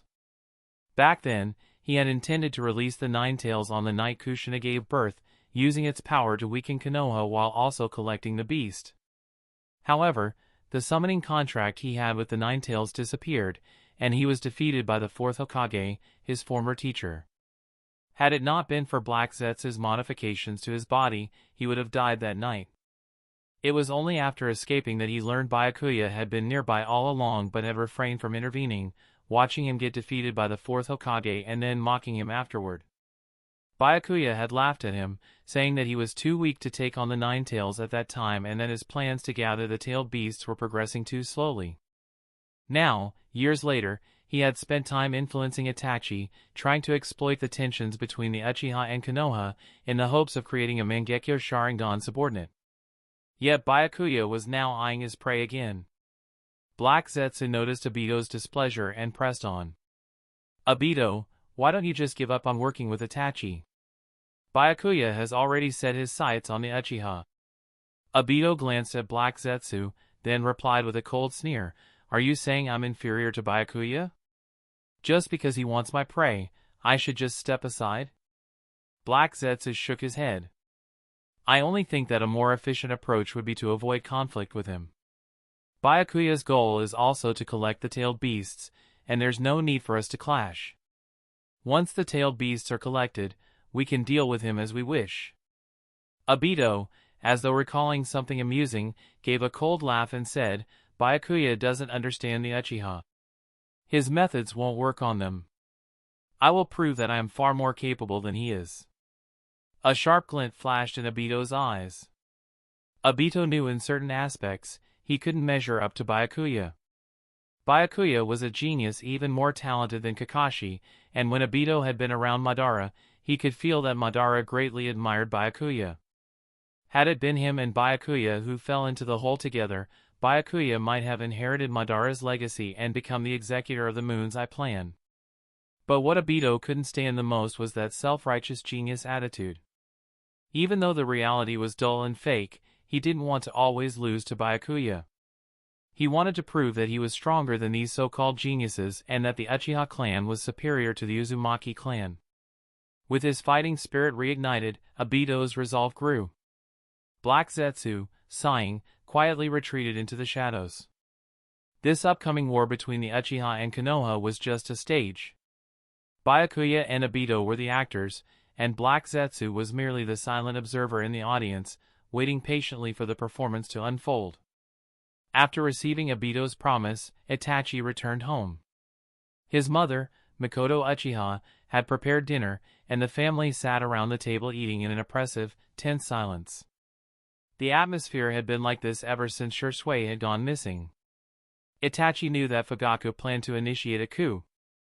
Fugaku suspected that Itachi had killed Shisui, and a severe rift had formed between father and son. Sasuke, holding a perfect report card, had been eagerly awaiting praise. But seeing the tension in the air, he was unsure of how to react. Fugaku glanced at both Sasuke and Itachi before speaking in a calm voice, "After dinner, come to my study. I need to talk to you." Itachi nodded silently, finishing his meal quickly before heading to the study. After closing the study door, Fugaku activated his Sharingan and spoke coldly, "Tomorrow night, I will lead the Uchiha clan in a coup." Itachi froze in place at hearing those words. Fugaku noticed Itachi's stunned silence and continued, unbothered. "Our plan is to kidnap the Jinchuriki and release the Nine Tails. While the defense forces are distracted, we will attack the Hokage building and capture the third Hokage. For this day, the clan has endured for more than a decade. And so, I will be waiting for you at the clan meeting tomorrow. If you are still an Uchiha, then join me in the coup." Fugaku laid out his entire plan without a second thought for Itachi's feelings. If they kept delaying, the pressure on the clan would eventually drive them mad. The village owed the Uchiha too much, and these debts needed to be repaid. After speaking, Fugaku left the study, leaving Itachi alone to silently reflect on what had been said. Chapter 287, The Night of Annihilation. As time ticked away, Itachi gazed out the window, watching the sun set and rise again. Itachi spent the entire night deep in thought, not leaving the study or giving Fugaku a decisive answer. Or perhaps, in his heart, he had already made his decision. After breakfast, Itachi reported for duty at the surveillance room. Skillfully observing the monitors throughout the day, Itachi glanced at the root ninja assigned to the same surveillance mission. Without further delay, he exited the room. The time to make his choice had finally arrived. Leading the root base, Itachi moved swiftly and resolutely toward the Hokage building. In the dimly lit meeting room, the third Hokage had been waiting for him for some time. Sitting at the head of the table, the Hijiran looked down at Itachi, who was kneeling on the floor. Itachi, I'm glad you've chosen to stand with the village, but is there truly no way to stop your father? Itachi nodded, his voice low and solemn. I cannot persuade my father and the clan head, who have descended into madness. They have already made up their minds to stage a coup, and it will happen tonight. Tonight? The third Hokage's eyes widened slightly, his brow furrowing. So tonight will be another night of bloodshed. If only your father and the others could reconsider. I truly don't want to raise my hand against my comrades in the village. However, it's fortunate you're here. If you hadn't reported the coup, the cost of suppressing it would have been unimaginably high. A single misstep, and the village might not even survive. Raising his head, Itachi addressed the Hokage. Lord Third, although I can't stop the clan from initiating the coup, I can stop the coup itself. Hearing this, the third Hokage's interest was piqued. He gestured for Itachi to continue. For a village like Konoha, suppressing a bloodline clan like the Uchiha wasn't an insurmountable task. After all, Kirigakure had waged its infamous bloody mist purges against bloodline clans in recent years, wiping them out with ease. However, Konoha was different. There was no animosity between its bloodline clans and ordinary ninjas. Before the Uchiha acted on their rebellion, the third Hokage lacked the justification to mobilize the entire village against them. At his disposal were only the Umbu and Danzo's Rude division. However, relying solely on these two forces to suppress the Uchiha police force would be extremely difficult. Before Shursue's disappearance, even taking him down had been an uncertainty. If there were any other way to resolve this rebellion, it would undoubtedly be preferable. Under the third Hokage's scrutiny, Itachi calmly spoke, Lord Third, tonight I will eliminate every clan member involved in the coup. I will snuff out this rebellion before it can begin. The third Hokage's eyes widened as he struggled to maintain his composure. What had he just heard? Itachi's method of preventing the coup was to personally kill all those involved? Wasn't this too extreme? Could it be that Tobirama-sensei and Danzo were right all along? Was the Uchiha clan truly an innately evil clan? Otherwise, why would Itachi conceive such a terrifying plan? Or had Itachi completely embraced the will of fire, ready to sacrifice himself and his family for the village? The most pressing question was, did Itachi really have the power to eliminate the police force? The third Hokage's expression darkened with doubt. This wasn't underestimating Itachi, he was undoubtedly Konoha's greatest genius in the past decade, but this was an entire force of Uchiha. Unless Itachi, like Shursuke, has awakened the Manjikyu Sharingan. Or perhaps, as the rumors suggested, Itachi had killed Shursuke for the sake of power, stealing his Manjikyu Sharingan. Seeming to anticipate the Hokage's doubts, Itachi added, I alone do not possess the strength to destroy the entire Uchiha clan. However, a masked man with space-time abilities has approached me recently, seeking to recruit me as his subordinate. I agreed, on the condition that he assist me in eliminating the Uchiha. He is an Uchiha with the Manjikyu Sharingan.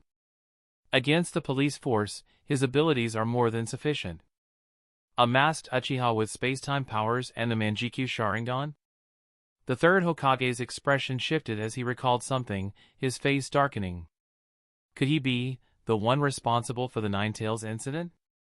Itachi nodded. I suspect he is. Once I become his subordinate, I will investigate his identity and motives.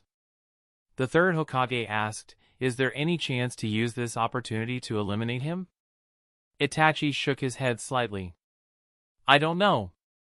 I currently lack sufficient information about him. Even with your strength, Lord Third, I'm afraid taking down the masked man would be difficult. Then there's no helping it. The third Hokage sighed softly, his tone carrying deep regret. I'll leave the task of stopping the Uchiha coup and investigating the masked man to you. The road ahead will be difficult, and it's all my fault for not negotiating with Fugaku sooner. Please do not blame yourself, Lord Third, Itachi replied calmly. This is the fault of the Uchiha clan. I am only correcting their mistakes. After I eliminate the coup participants, I ask that you declare me a rogue ninja. It will help me earn the masked man's trust and uncover the truth behind the scenes. My younger brother, Sasuke, is in your care. He's just a child, he knows nothing. The third Hokage nodded earnestly. I promise you, as long as I live, no one will lay a hand on Sasuke. Tonight, there will be no Uchiha coup.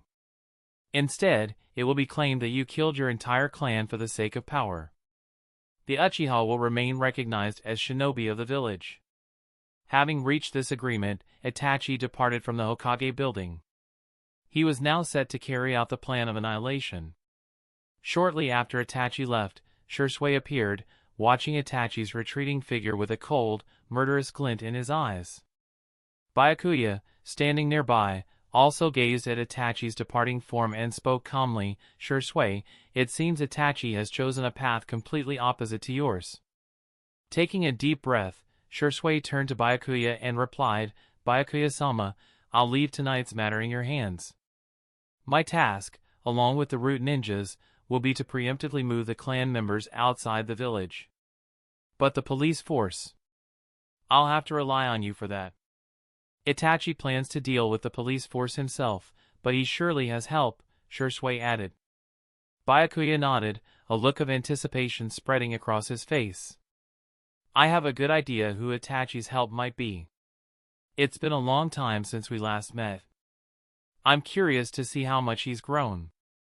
Chapter 288, The Uchiha Brothers. It's been a long time since I fought him.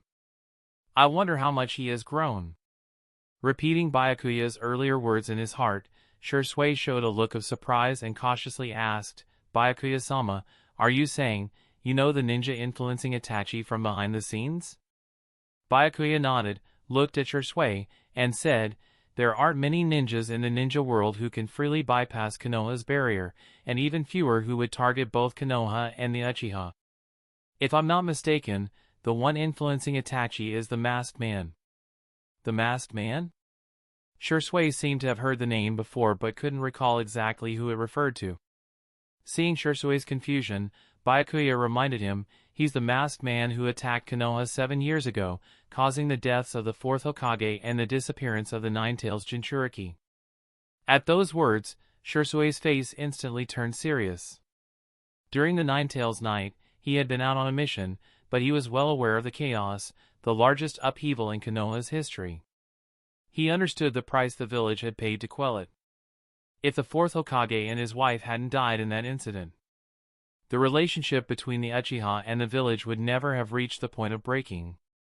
At worst, the Uchiha would have been heavily suppressed by the Senju faction, completely extinguishing any hope of becoming Hokage. Byakuya didn't stop revealing secrets and dropped another bombshell. After the masked man fled from Konoha 7 years ago, he remained active in the underground black markets across the ninja world. I've conducted a lot of investigations on him and discovered a shocking truth. Pausing intentionally, Byakuya continued, the masked man who attacked the village is an Uchiha ninja. He possesses a Mangekyo Sharingan with space-time abilities. A Mangekyo with space-time abilities? Shisui was stunned and muttered, but aside from me, no one else in the clan should have awakened the Mangekyo Sharingan. Even if someone else had awakened it, why attack the village? Doing so would only make the higher-ups of Konoha suspect the clan. What good could possibly come from this? Shisui hadn't met the masked man, but that didn't stop him from questioning his sanity.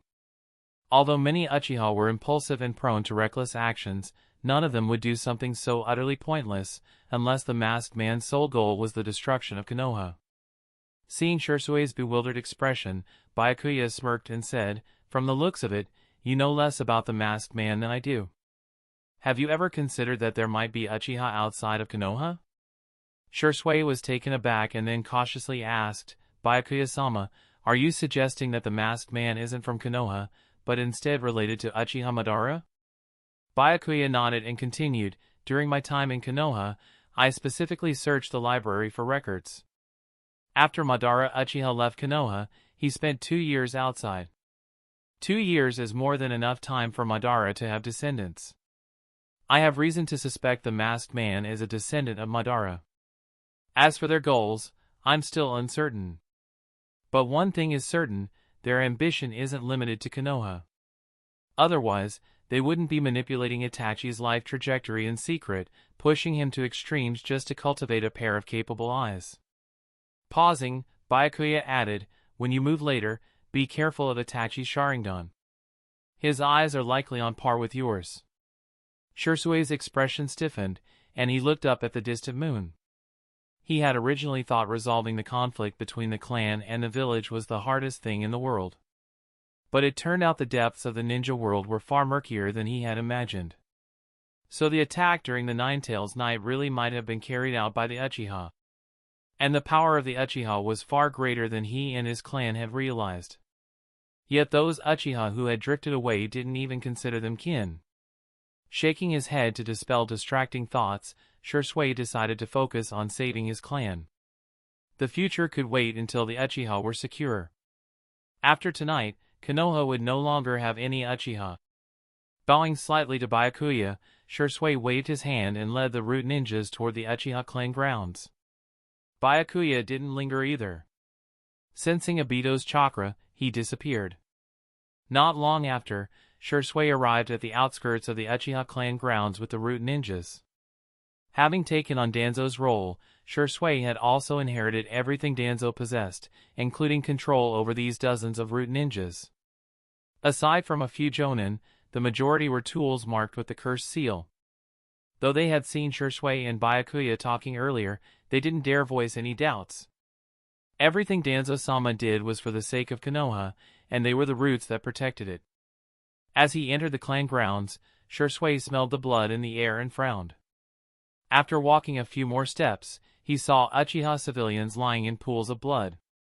With a grim expression, he instructed his subordinates. Take these Uchiha to the root base. The rest of you, find the surviving Uchiha. Remember, I want them alive. Only living Uchiha can provide Sharingan continuously. Yes, Lord Danzo. After sending most of the root ninjas away, Shisui began to sense the residual chakra in the air and headed toward Itachi's location. Although he had known for a while that he and Itachi had taken very different paths, he didn't expect Itachi to actually lay a hand on the clan. It was even crazier than he had imagined. He wondered if Itachi could make the final decision when facing his parents. Infusing chakra into his legs, Shisui activated body flicker technique and disappeared. Barely 10 seconds later, Shisui arrived outside the clan leader's residence. Lying in pools of blood outside were several radical Uchiha, including elders with the 3 Tomo Sharingan who supported clan leader Fugaku. These individuals were Jonin level in strength.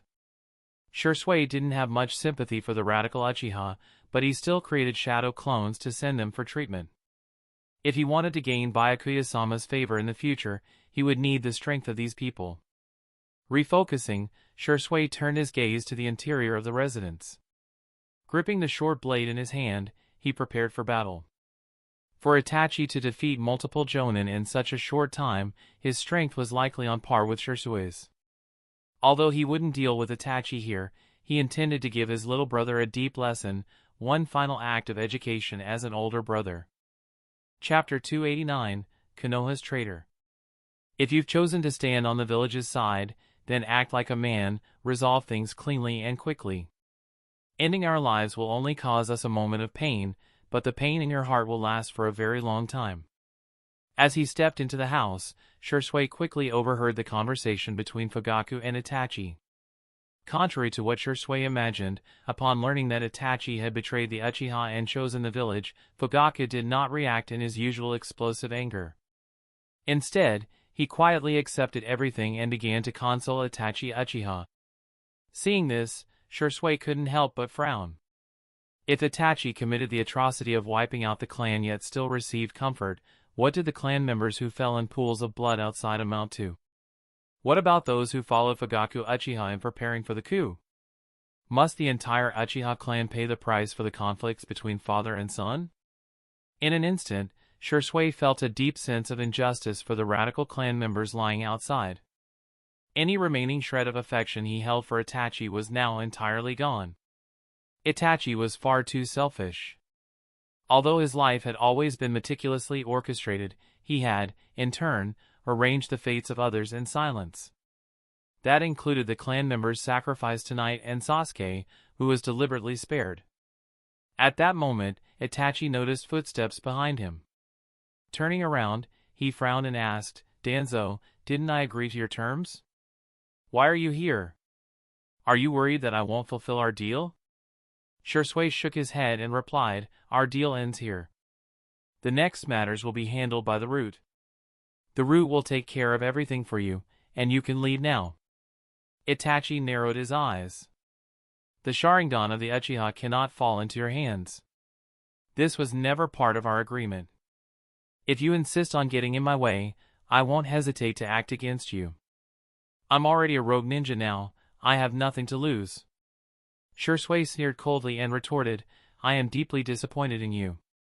You've forgotten our promise, forgotten your vow to protect the Uchiha. You don't even have the courage of Fugaku, who dared to challenge the village's higher-ups." Promise? Courage? Itachi's expression flickered uncertainly. He couldn't understand why Danzo would say such things to him. Nearby, Fugaku and Mikoto, awaiting death, were also stunned. They couldn't figure out why someone as cunning as Danzo would say such strange words to Itachi. But one thing was certain, there was now a crisis in Itachi's deal with the village. After a moment of contemplation, Itachi activated his Sharingan. The three black tomo in his eyes rapidly spun and transformed into the shape of a shuriken.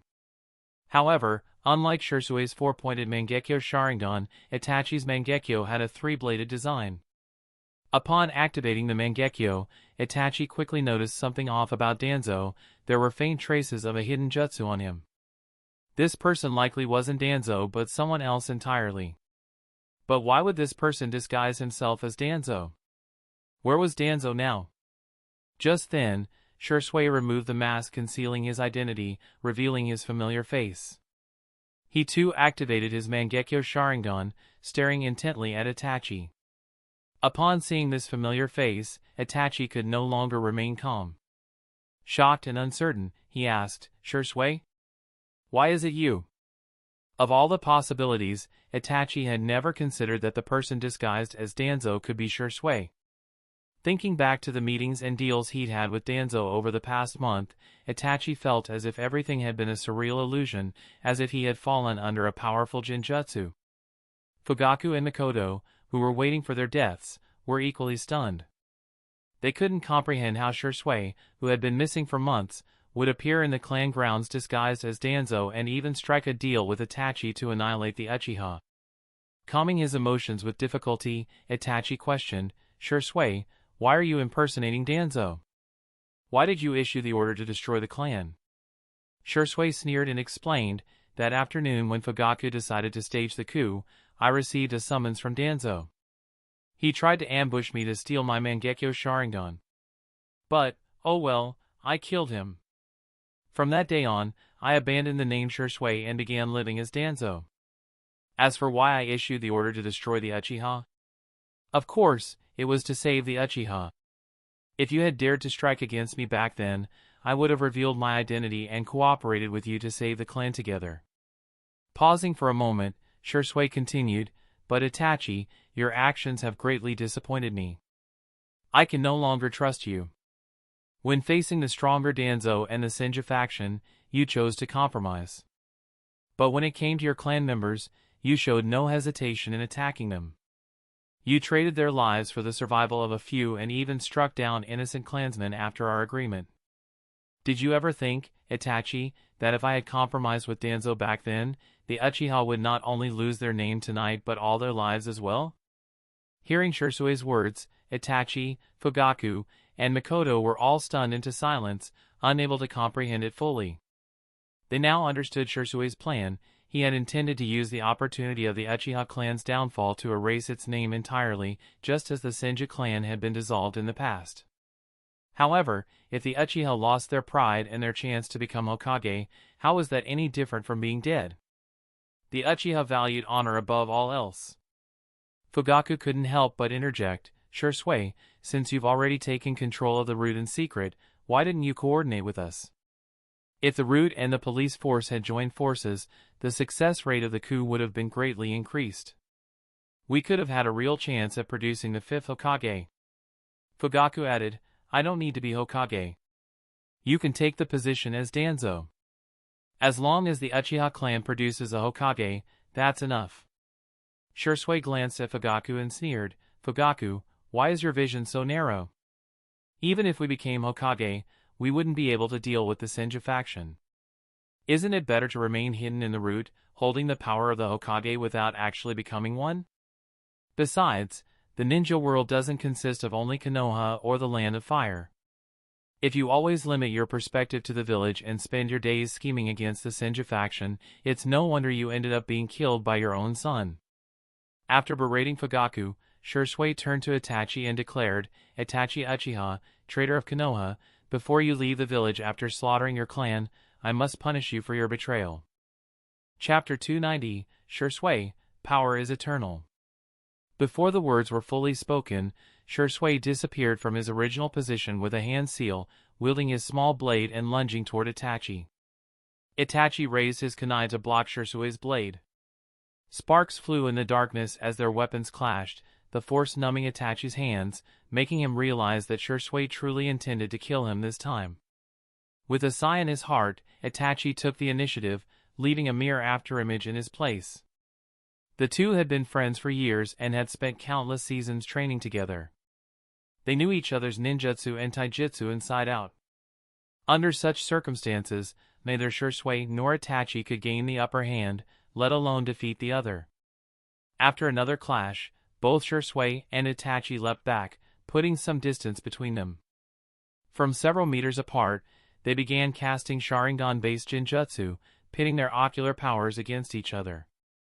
In all their years of training, they had never used their Sharingan against one another. Unlike ordinary techniques, Sharingan Jinjutsu was a powerful Kekkei Genkai. If used in sparring, it was difficult to hold back, and one mistake could cause serious injury. But now, they were no longer friends or comrades. Their differing views on the clan and the village had led them down opposite paths, making them enemies incapable of understanding one another. The clash of Jinjutsu occurred in the void, falling into their respective eyes. Due to their Mangekyo Sharingan, both possessed strong resistance to ordinary illusions. Within moments, each had freed themselves from the Jinjutsu. Wiping sweat from his forehead, Shursui carefully observed Itachi. He had expected his years of experience with the Mangekyo to give him an edge, but to his surprise, Itachi had resisted his Jinjutsu completely. "Is it because I've overused Susanoo and my ocular power is weakening?" Shursui wondered.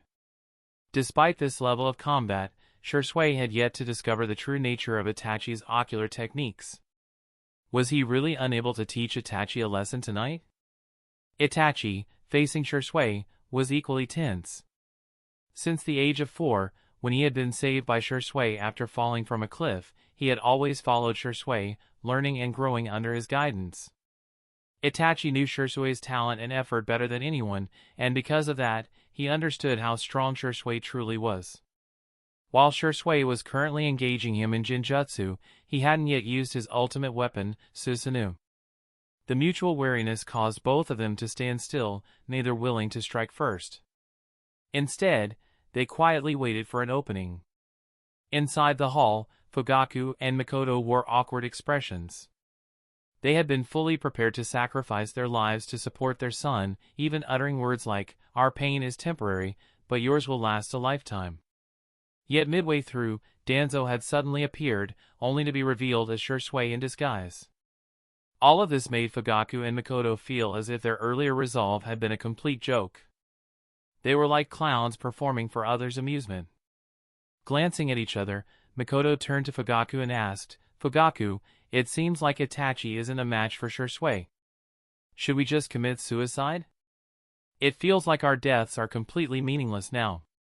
Hearing this, Fugaku's face turned crimson with embarrassment.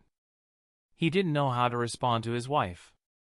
After being scolded by Shisui earlier, his mind was still in disarray, and the resolve to support his son through death was gradually fading as time passed. He no longer had the courage to take his own life. With a heavy sigh, Fugaku suddenly seemed decades older. I don't know what to do anymore. Let's watch Itachi and Shisui. Both of them possess the Mangekyo Sharingan. The future of the Uchiha is no longer for me to decide.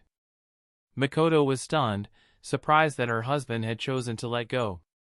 However, seeing the two figures locked in confrontation, their unwavering determination, Mikoto nodded in agreement. Perhaps the future of the Uchiha no longer belonged to Fugaku but instead lay in the hands of these two. After all, both Shisui and Itachi had awakened the legendary Mangekyo Sharingan and had the ability to lead the clan into the future. At that moment, Sasuke appeared in their field of vision, his face pale. Although still a child, Sasuke was the top student at the academy.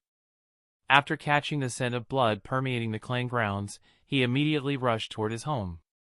When he arrived, he saw Shisui and Itachi facing off and stood frozen, unsure of what to do. The moment Itachi noticed Sasuke, he unhesitatingly activated his Sharingan. His ocular power crossed the distance and locked onto Sasuke's eyes, instantly rendering him unconscious with a Jinjutsu.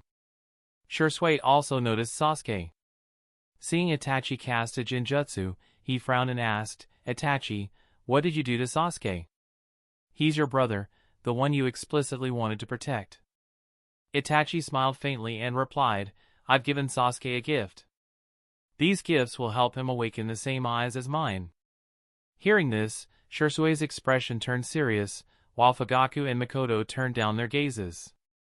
None of them had expected Itachi to take action against Sasuke.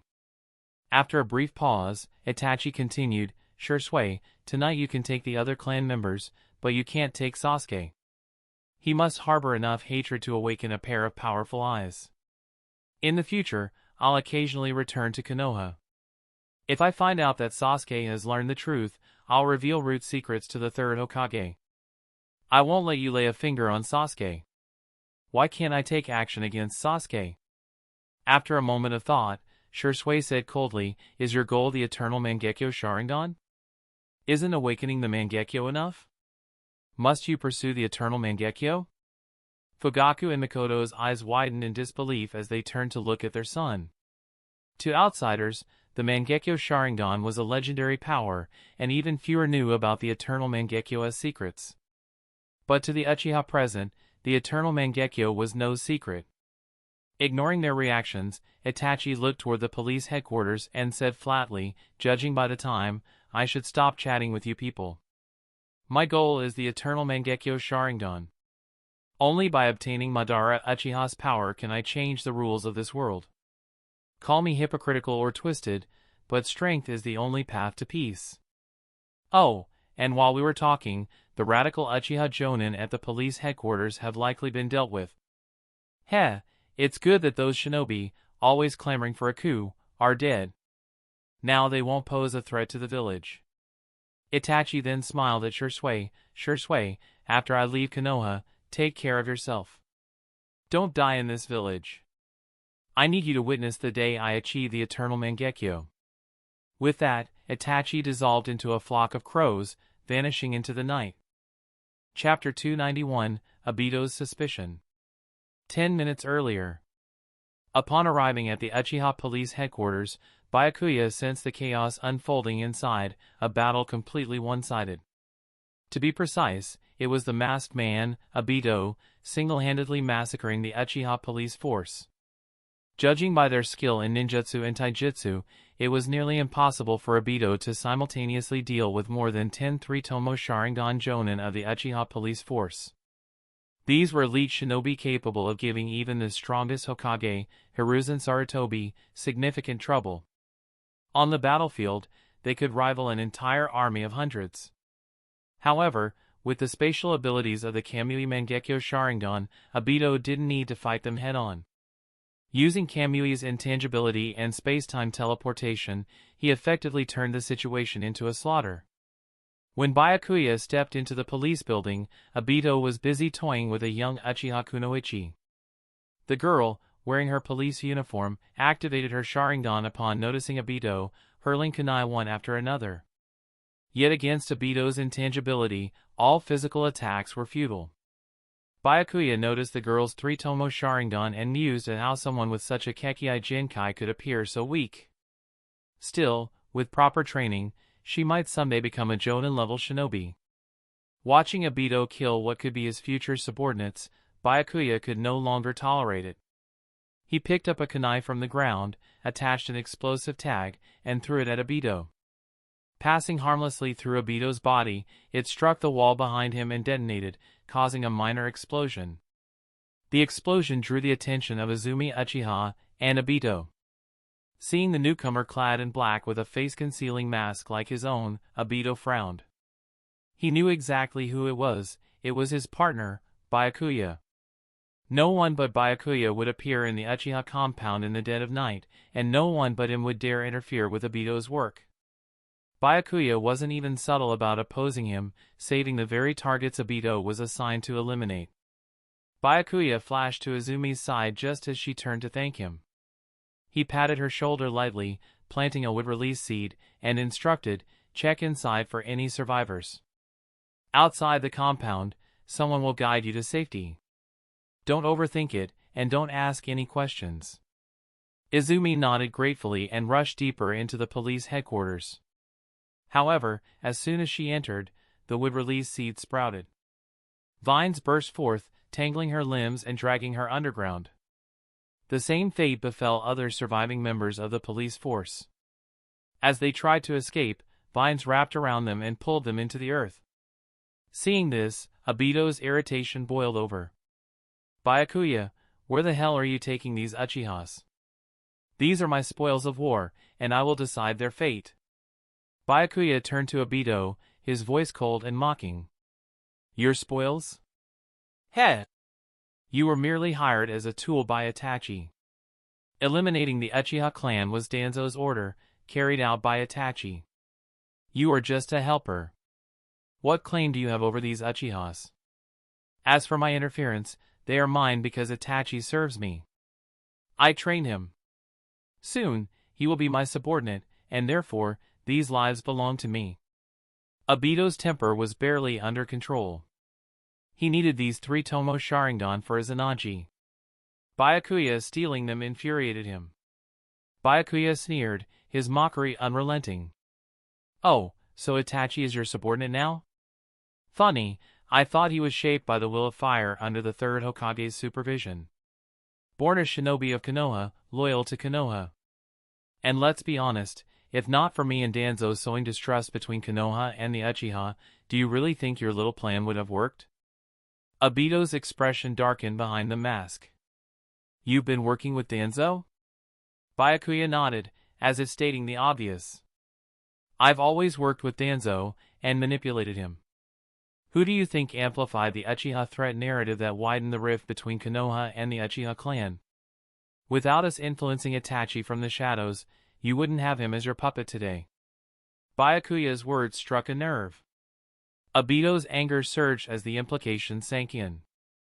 "Byakuya, what exactly are you planning?" Byakuya ignored the question and instead continued with his withering tirade.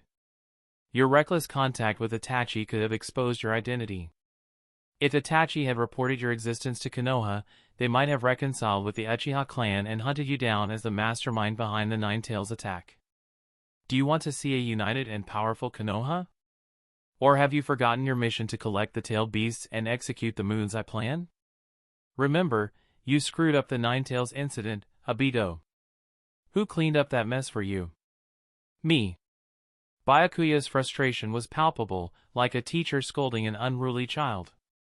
Obito couldn't stand being talked down to, especially not by Byakuya.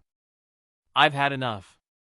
Obito snapped, forming the seals for wood release, cutting sprigs. Wooden spikes erupted from his sleeve, flying toward Byakuya. Byakuya didn't move. Instead, he mirrored Obito's technique, launching identical wooden spikes in return. The two projectiles collided midair, splintering harmlessly. Obito froze, his expression hidden but his disbelief clear in his voice. When did you master wood release? Obito had always relied on his unique combination of wood release and the Sharingan. Even in the face of defeat, he comforted himself with the knowledge that his abilities were unique, granting him an edge in the long run. But now Byakuya had wood release too, shattering that fragile illusion. Byakuya smirked, a hint of derision in his tone. The same way you obtained wood release, from Black Zetsu. After I captured the Two-Tails Jinchuriki and sent Kakuzu to secure other village, Black Zetsu acknowledged my contributions and shared the method with me. Obito stiffened, fury and doubt clouding his mind. Black Zetsu gave Byakuya wood release? Why? Black Zetsu was supposed to be his ally, his creation. Was Zetsu plotting something behind his back? Could Byakuya and Black Zetsu be working together to betray him? Obito's grip tightened, his thoughts spiraling. For the first time, true suspicion and unease bloomed in his heart. Chapter 292, Remember, I am the leader of Akatsuki. Hearing that it was Black Zetsu who helped Byakuya master the wood release, Obito's mind began to suspect whether the two had secret dealings. Otherwise, why would Black Zetsu give such a powerful ability to Byakuya? After some careful thought, Obito dismissed his suspicions. In the minds of most ninja in the world, wood release was legendary, a Kekkai Genkai that only the first Hokage, Senju Hashirama, had mastered. Any ninja who could awaken wood release was considered a once-in-a-century genius. But for him and Madara, that was not the case. After Madara awakened the fabled Rinnegan and gained divine abilities, he created the special life form known as the White Zetsu. This greatly reduced the difficulty of transplanting wood release. As long as someone possessed significant proficiency in yin-yang release and an extraordinary body, transplanting wood release became a straightforward and risk-free process. Even though Obito was reluctant to admit it, he had to acknowledge Byakuya's talent. Byakuya was a rare genius in the ninja world, far surpassing Kakashi and even prodigies like Itachi and Shisui. After all, Itachi and Shisui were once called geniuses only because people believed they could one day rival the Sannin. Byakuya, on the other hand, possessed strength comparable to the Sannin from the very start. His current power had grown so much that even Obito had no absolute confidence in defeating him. But it was impossible for Obito to willingly hand over his spoils of war. If he conceded to Byakuya again this time, he would truly become subordinate to Byakuya, losing control over the Eye of the Moon plan. Having made up his mind, Obito's figure flashed as he charged toward Byakuya. Byakuya glanced at Obito out of the corner of his eye and said calmly, attacking a comrade is forbidden in the organization. Are you sure you want to fight me? Obito didn't reply. He was carefully searching for an opening in Byakuya's defenses, waiting for the perfect opportunity to strike. After a few attempts to materialize from his intangible state, Obito still couldn't find an opportunity to attack Byakuya. On the contrary, frequent use of his Kamui had begun to drain his stamina rapidly. When Byakuya's sword slashed through Obito's intangible body, Byakuya smirked, Obito, your intangibility may make you immune to all attacks, but you can only harm me when you materialize. Once I understand that, I'm invincible before you. I bet this is exactly how the fourth Hokage defeated you back then. Byakuya then smiled and shrugged his shoulders. Besides your space-time ability, your taijutsu and ninjutsu are pretty mediocre. I have reason to believe that before Black Zetsu recruited you, you were probably the dead last in your academy class. The dead last remark pierced Obito's heart like a knife. As he materialized to thrust a wooden spike toward Byakuya, Obito suddenly felt his movements slow down unnaturally. Quickly retreating, Obito stared at Byakuya with extreme caution. He had no idea where this anomaly in his body had come from. He was certain he had stayed intangible almost the entire time, and only dematerialized when he was far enough from Byakuya. Seeing this, Byakuya floated in midair, looking down at Obito and said, I remember telling you before, space-time ninjutsu isn't invincible. I have countless ways to counter your ability. Setting explosive tags at your landing points is one way. Altering the environment in secret to create favorable conditions is another. After clearing out the small fry, I secretly released a paralytic gas. This gas won't cause any fatal damage, but it will dull a ninja's reflexes. Now then, are you feeling weak right now? Struggling to even mold chakra? As Byakuya casually revealed his plan, Obito's expression darkened. Ever since his defeat by the 4th Hokage's Flying Thunder God combo, he had grown far more cautious. He never acted rashly without absolute certainty. But even with his caution, Byakuya had still managed to trick him. Byakuya had spoken confidently about defeating him through taijutsu and ninjutsu, only to resort to underhanded tactics like poison. As time ticked on, Obito could feel his strength slipping further. Stepping closer, Byakuya floated in midair and looked down at him, saying coldly, "Masked man, I know you're scheming and developing your own forces in secret. I've sent ninjas to scout Kirigakure multiple times and noticed the 4th Mizukage implementing bizarre policies. Not only has he isolated the village from the world, but he's also ordered a brutal purge of the bloodline clans. More importantly, I've heard that the 4th Mizukage hasn't left Kirigakure in years. Is he suddenly obsessed with studying ninjutsu at home, or is there some special reason keeping him from leaving?" Pausing, Byakuya's tone grew sharper. "Masked man, I don't oppose you secretly developing your forces. After all, you and I both share the goal of reviving the Ten Tails. But aside from that role, you're also a member of the Akatsuki organization, my subordinate. I hope that the next time we meet, you'll show a bit more humility. Remember who the true leader of Akatsuki is, and who is the driving force behind reviving the Ten Tails." With that, Byakuya tossed a small bottle of pills at Obito and glanced toward Shirsui's location, saying expressionlessly, "These pills will neutralize the paralysis poison. Take them and get back to your mission. After this Uchiha operation is over, I want to see a full mission report from White Zetsu, and a 500-word reflection paper from you." Having said his piece, Byakuya left the scene, disappearing into the night sky, leaving Obito standing there with a stormy expression. For the umpteenth time, Byakuya had humiliated him. Not only had Byakuya exposed his secret operations in Kirigakure, but he had also ordered him to write a mission report and a reflection, something Obito hadn't done since becoming Madara's successor. In front of Black Zetsu, he was the executor of the Eye of the Moon plan. In front of Kirigakure's ninjas, he was the mysterious 4th Mizukage. In front of Itachi, he was the enigmatic masked man, Madara Uchiha. The more he thought about it, the angrier Obito became. He punched the wall, leaving a spiderweb of cracks while blood seeped from his knuckles. Just as he was about to continue venting, he saw Itachi Uchiha approaching. Obito quickly composed himself, suppressing his anger and acting as if nothing had happened. Chapter 293, The Ghosts of Konoha. Not long after leaving his family's residence, Itachi arrived at the police headquarters. Apart from meeting with the masked man, he had come specifically to check whether the clan's radical members had been eliminated. As long as these radicals were completely eradicated, the remaining women, children, and elders would lack the strength to carry out a coup. Moreover, during his earlier conversation with Shisui, Itachi had confirmed that Shisui had no ambition to become Hokage. Shisui preferred to be a shadow Hokage, working in the darkness rather than leading overtly.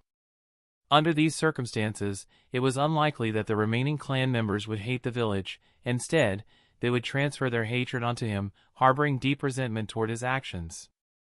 With this, his goal was essentially achieved. He had successfully diverted the clan's hatred away from the village and solidified his role as someone willing to take extreme measures for power. The next step was to infiltrate the masked man's organization and gather intelligence. Although this path as an undercover agent was arduous, as long as it benefited the village, it was worth it. Only through such action could he find some meaning in his otherwise dull life, preventing him from slipping into despair or giving up on himself. After scanning the area, Itachi quickly located the masked man. From the surroundings, it was clear that a battle had taken place at the police headquarters. The scale of the conflict wasn't large, suggesting it had been a one-sided fight. This was likely due to the immense power of the masked man's space-time abilities, as well as the overwhelming strength of the Mangekyo Sharingan against ordinary Sharingan users. Itachi couldn't help but wonder what abilities his own newly awakened Mangekyo Sharingan contained. Were they space-time related, or did they lean toward Jinjutsu or Ninjutsu? Leaping down from the walls, Obito appeared beside Itachi and spoke, "Is everything resolved on your end?"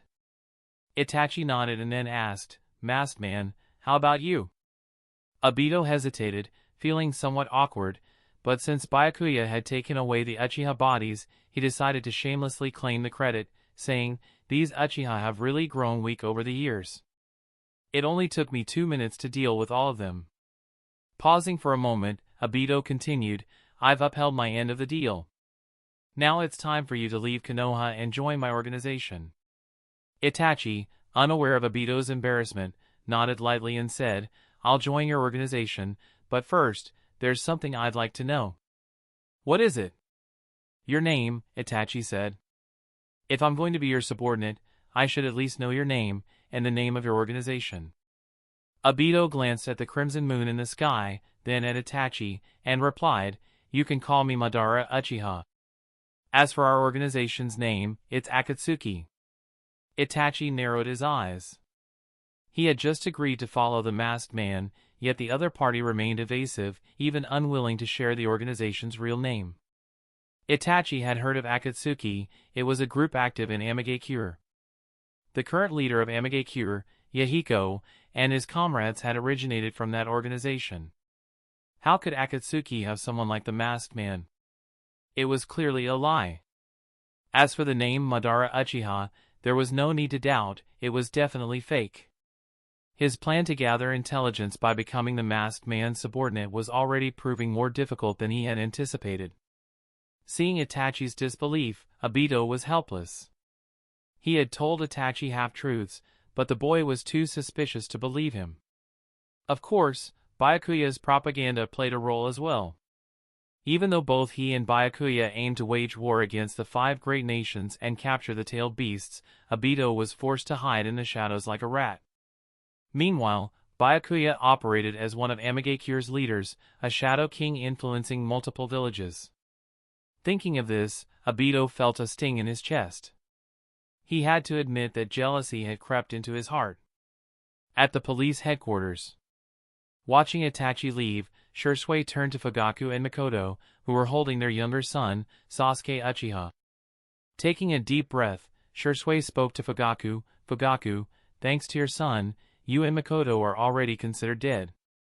From now on, you have 2 choices: join my root forces as elite Jonin, or live with the other powerless clan members who have been relocated." Hearing Shisui present these 2 options, Mikoto instinctively hugged Sasuke tightly and said anxiously, "Can't we stay with Sasuke or take him with us?" Shisui shook his head and replied, "Mikoto, I'd like to agree with you, but tonight Sasuke is the sole survivor of the Uchiha clan, by Itachi's explicit request. But Sasuke is still so young. He can't handle such immense pressure." Mikoto tried to convince Shisui, but Fugaku stopped her. "Mikoto, this is Itachi and Shisui's decision. We can only trust them and follow through." After a pause, Fugaku looked at Shisui and asked, "Shisui, if we join Root, what will we need to do? Where have the other clan members been sent? And who are you really working for?" Shisui answered calmly, "As Root members, you'll follow Root's rules. From now on, you'll live hidden lives with no names or identities. As for where the others have been relocated, and who I serve, I can't tell you. All you need to know is that the ordinary, non-shinobi clan members will be well cared for, and it will remain that way." Fugaku and Mikoto exchanged a look and made their decision. "In that case, we will join Root and serve as its shinobi." Shisui was surprised by their decision but nodded approvingly. Root was currently in desperate need of manpower. With Fugaku and Mikoto joining as Jonin, Root's strength would increase significantly, which would benefit their future operations in Konoha. After finalizing the Uchiha clan's fate, Fugaku and Mikoto shared a final glance at Sasuke before following Shisui's lead into the shadows. From this moment on, they were no longer the Uchiha clan leader and his wife but nameless shinobi serving en route. Shisui looked at Sasuke for a moment before transforming back into Danzo's appearance using the transformation jutsu. In the shinobi world, only a clan that had already died could avoid true destruction. Most of the Uchiha had been relocated across the shinobi world, while those who remained in Konoha would live as unseen ghosts. Clearing his wandering thoughts, Shisui approached the outer perimeter of the clan grounds. By now, the area was surrounded by dozens of ANBU shinobi, with none other than the third Hokage leading them. Chapter 294, Dormancy. Half an hour earlier, the third Hokage had already arrived at the Umbu base to summon his elite shinobi. However, upon reaching the outskirts of the Uchiha clan district, the third Hokage did not rush in immediately. Instead, he ordered his subordinates to seal off nearby streets, ensuring no one could interfere with Itachi's actions. From the third Hokage's perspective, since he had agreed to Itachi's plan to eliminate the Uchiha clan tonight, the matter had to be handled cleanly and efficiently without leaving any evidence. All Uchiha capable of combat, except for the elderly, women, and children, had to be eradicated. If even a single Uchiha escaped the village, it would undoubtedly create a storm in the ninja world, putting both himself and the village in a vulnerable position. At this moment, the third Hokage spotted Danzo walking out of the clan grounds. He frowned deeply. He had reprimanded Danzo not long ago, so why was Danzo still brazenly appearing at the Uchiha clan grounds tonight? Did Danzo desire the Sharingan so much that he couldn't restrain himself? Suppressing his displeasure, the third Hokage coldly asked, "Danzo, I need an explanation. Why are you here at the Uchiha clan district?" Shisui, disguised as Danzo, quickly fell into character and replied calmly. "Hiruzen, I was merely conducting routine surveillance on the Uchiha. I suspected that they might attempt a coup tonight, so I brought my subordinates to surround the Uchiha district." Unexpectedly, internal conflict erupted within the Uchiha clan, and many of them were killed. To ensure that their bloodline limit doesn't fall into the wrong hands, I instructed my subordinates to retrieve the Sharingan from the corpses. Hearing that Danzo came for the Sharingan, the third Hokage's heart sank. So it was as I expected. Ever since their teacher Tobirama Senju passed away, Danzo had been targeting the Uchiha, considering them a clan born of evil. Whenever the village suffered losses, Danzo would accuse the Uchiha of being responsible. Whenever the Uchiha achieved any merit, Danzo would suppress them under various pretexts. Over time, even the third Hokage, along with Koharu and Hamura, began to hold biases against the Uchiha, unintentionally pushing them toward rebellion.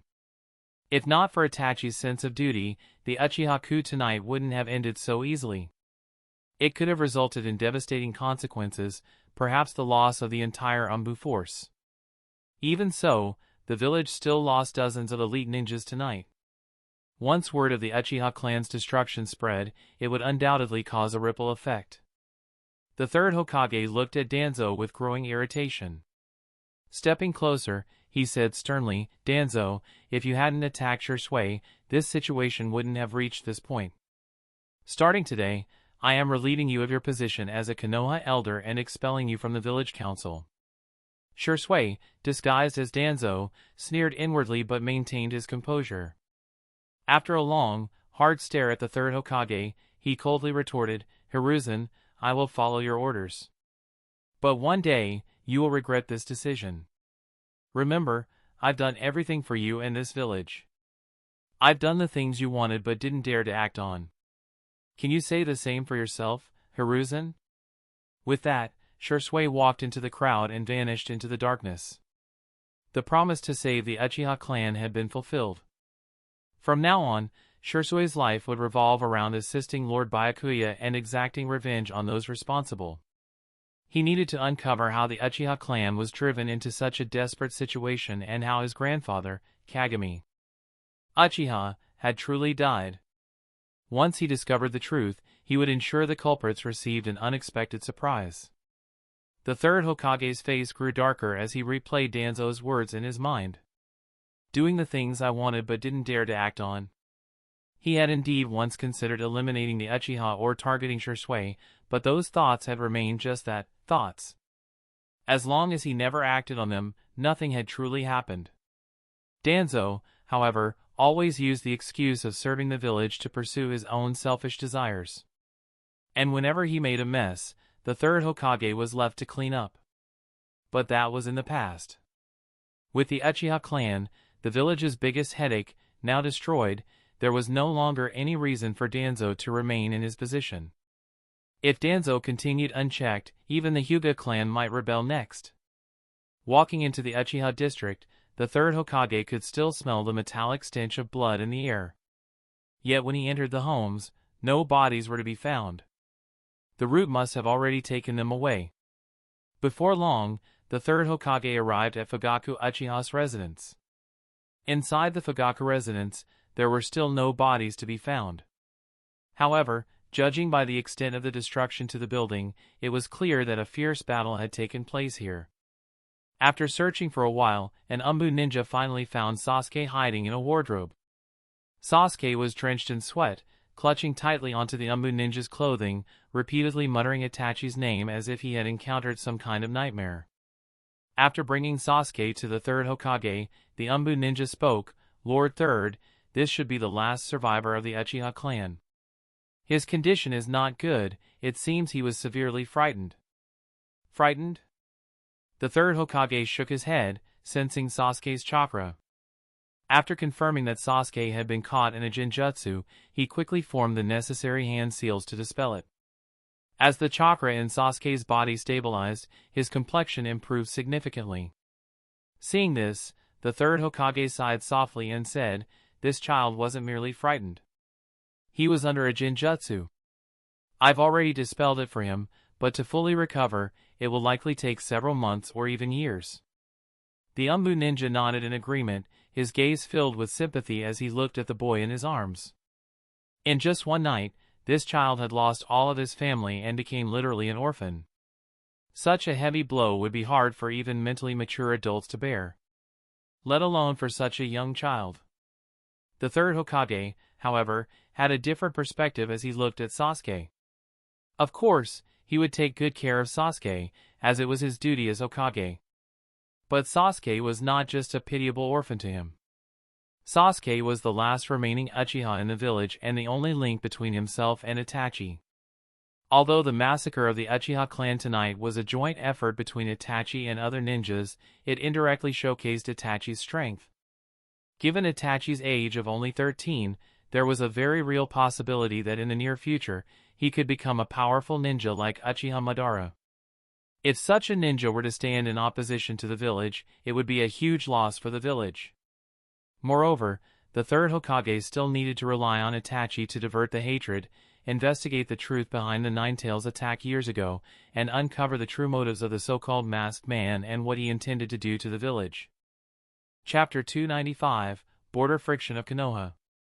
The next morning, the third Hokage rose from the cold leather sofa, lighting his pipe and exhaling smoke as he cleared his mind, preparing to properly handle the aftermath of the Uchiha massacre. First, there was the vast inheritance of the Uchiha clan. While it theoretically belonged to the surviving Uchiha, Sasuke, due to his young age, it would have to be entrusted to the village for safekeeping. As for the large Uchiha compound, the village wouldn't need to manage it for Sasuke, he could move in directly. In addition, the third Hokage needed to pacify the more restless ninja clans in the village. Although the Uchiha clan had been destroyed by the defector Itachi Uchiha, the other ninja clans might still fear for their own survival. If they united to attack the Hokage's office or simply rebelled, it would be very detrimental to the village's future development. While most of the village's ninjas came from commoners, the clan-born ninjas were more reliable at critical moments. As the third Hokage was thinking about these matters, there was a sharp knock at the door. After permission was granted, the head of the Umbu, Shinzo, rushed into the office and quickly addressed the third Hokage, "Lord Third, I have 2 urgent pieces of news to report." The third Hokage raised an eyebrow, looking at his eldest son, and calmly said, "Is it good news or bad news?" "There's both good and bad news." Shinzo's expression darkened. The third Hokage straightened up, frowning as he looked at Shinzo. He replied, "Then tell me the good news first, followed by the bad. We'll need to face both eventually." Shinzo nodded and said, "The good news is that, apart from Uchiha Sasuke, there are other Uchiha survivors in the ninja world. They were not harmed by Uchiha Itachi. The third Hokage furrowed his brows, saying in disbelief, "There are still Uchiha survivors? Where did you find them? Did you bring them back?" It's said that some ninjas saw Uchiha in a nearby town. However, after spotting the ninjas, they immediately fled, not giving us a chance to make contact. This wasn't good news, it was bad news. The third Hokage's mind was in turmoil, but the secret deal with Itachi was one that had to be kept forever. He couldn't share this with anyone. After a soft sigh, the third Hokage said, perhaps it was Itachi's massacre of his clan that frightened them, making them become paranoid and unwilling to trust anyone. Pausing for a moment, he continued, "Now, what's the bad news?" Sarutobi Shinzo's expression grew serious as he spoke gravely. "Late last night, the ninjas stationed at the border sent us important military intelligence. Iwagakure has assembled a large force at the border and launched an offensive. Within just a few hours, they have already taken control of several border towns." Upon hearing this, the third Hokage couldn't help but speak up. "They took control of the border towns last night? Why specifically then?" The timing was too suspicious, as if Iwagakure had known in advance that Konoha would experience the Uchiha Night, prompting them to launch the attack. However, the information about the Uchiha Rebellion was a top secret in Konoha. Besides himself, very few knew about it. Could it be that there was a mole within Konoha's upper ranks, or perhaps when the Uchiha Rebellion occurred, Itachi secretly colluded with Iwagakure's Inoki? Otherwise, how could some of the Uchiha have known the news in advance and left the village? With internal and external troubles piling up, the third Hokage's scalp began to tingle. He didn't know how to handle this situation. At that moment, Sarutobi Shinzo spoke again. "Lord Third, the conflict on the front line could very well escalate into a war. You must make a decision quickly, we cannot delay any longer." "I know, you don't need to tell me." The third Hokage, unusually upset, snapped at Shinzo, saying, "You take Umbu members to the front lines and provide support. I'll send reinforcements to you shortly." Seeing his father's anger, Shinzo could only nod in agreement. Given Konoha's current situation, it seemed like only Shinzo, the head of the Umbu, could take charge. After the Uchiha massacre last night, it was uncertain whether the other ninja clans would be willing to offer any support. This was indeed the case. After a morning of fermenting news, the Uchiha clan's massacre and Iwagakure's army approaching Konoha's borders spread throughout the village, quickly reaching every corner of Konoha.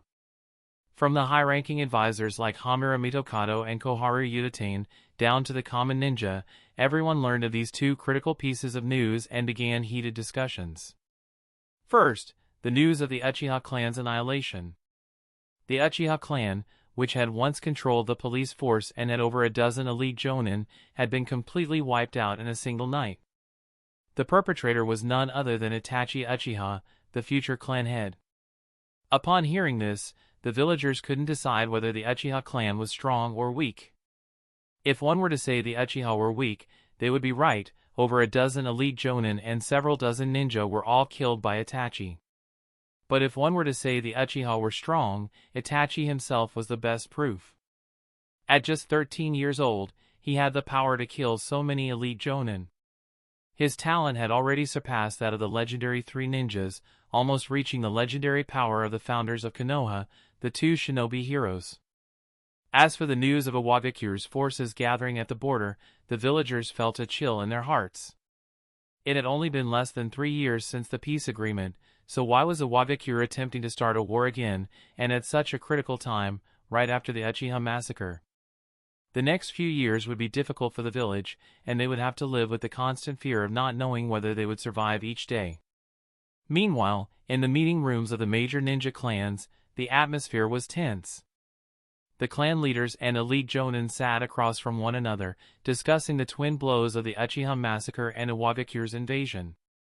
Regarding Itachi's destruction of his own clan and his becoming an S-rank rogue ninja, the elite jonin of the major clans remained skeptical. Itachi was undoubtedly a genius, but the Uchiha clan's elite jonin were no pushovers. Even if they couldn't defeat Itachi, they had the ability to escape. Thus, the attack on the Uchiha clan last night could not have been carried out by Itachi alone. Others must have been involved. As for who those others were, the elite Jonin had their suspicions. It was either Danzo, who controlled the root organization, or possibly even the third Hokage himself. Itachi could not have colluded with outsiders to annihilate his own clan. After such thoughts arose, the elite Jonin began to grow wary of the third Hokage. They did not want another Itachi Uchiha to emerge within the village and potentially wipe out their clans for unknown reasons. To prevent such a situation, they only had two options.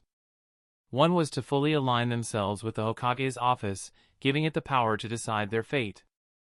The other was to play it safe during this war, trying to weaken the Hokage's power as much as possible. Faced with these two choices, some ninjas chose to become loyal dogs of the Hokage's office, fully aligning with the Hokage faction. Others began to silently resist. As long as their clans fell into disarray and became weak, they wouldn't have to worry about being exploited by the Hokage faction. The representative of the former choice was the Ino Shikacho Trio clan, while the representative of the latter was the Hyuga clan, which was as famous as the Uchiha clan. Chapter 296, The Path of a Wagakure. At the border of the Land of Fire. The third Tsuchikage, Inoki, stood on a cliff, looking down at the distant forest below. His eyes gleamed with an unmistakable ambition.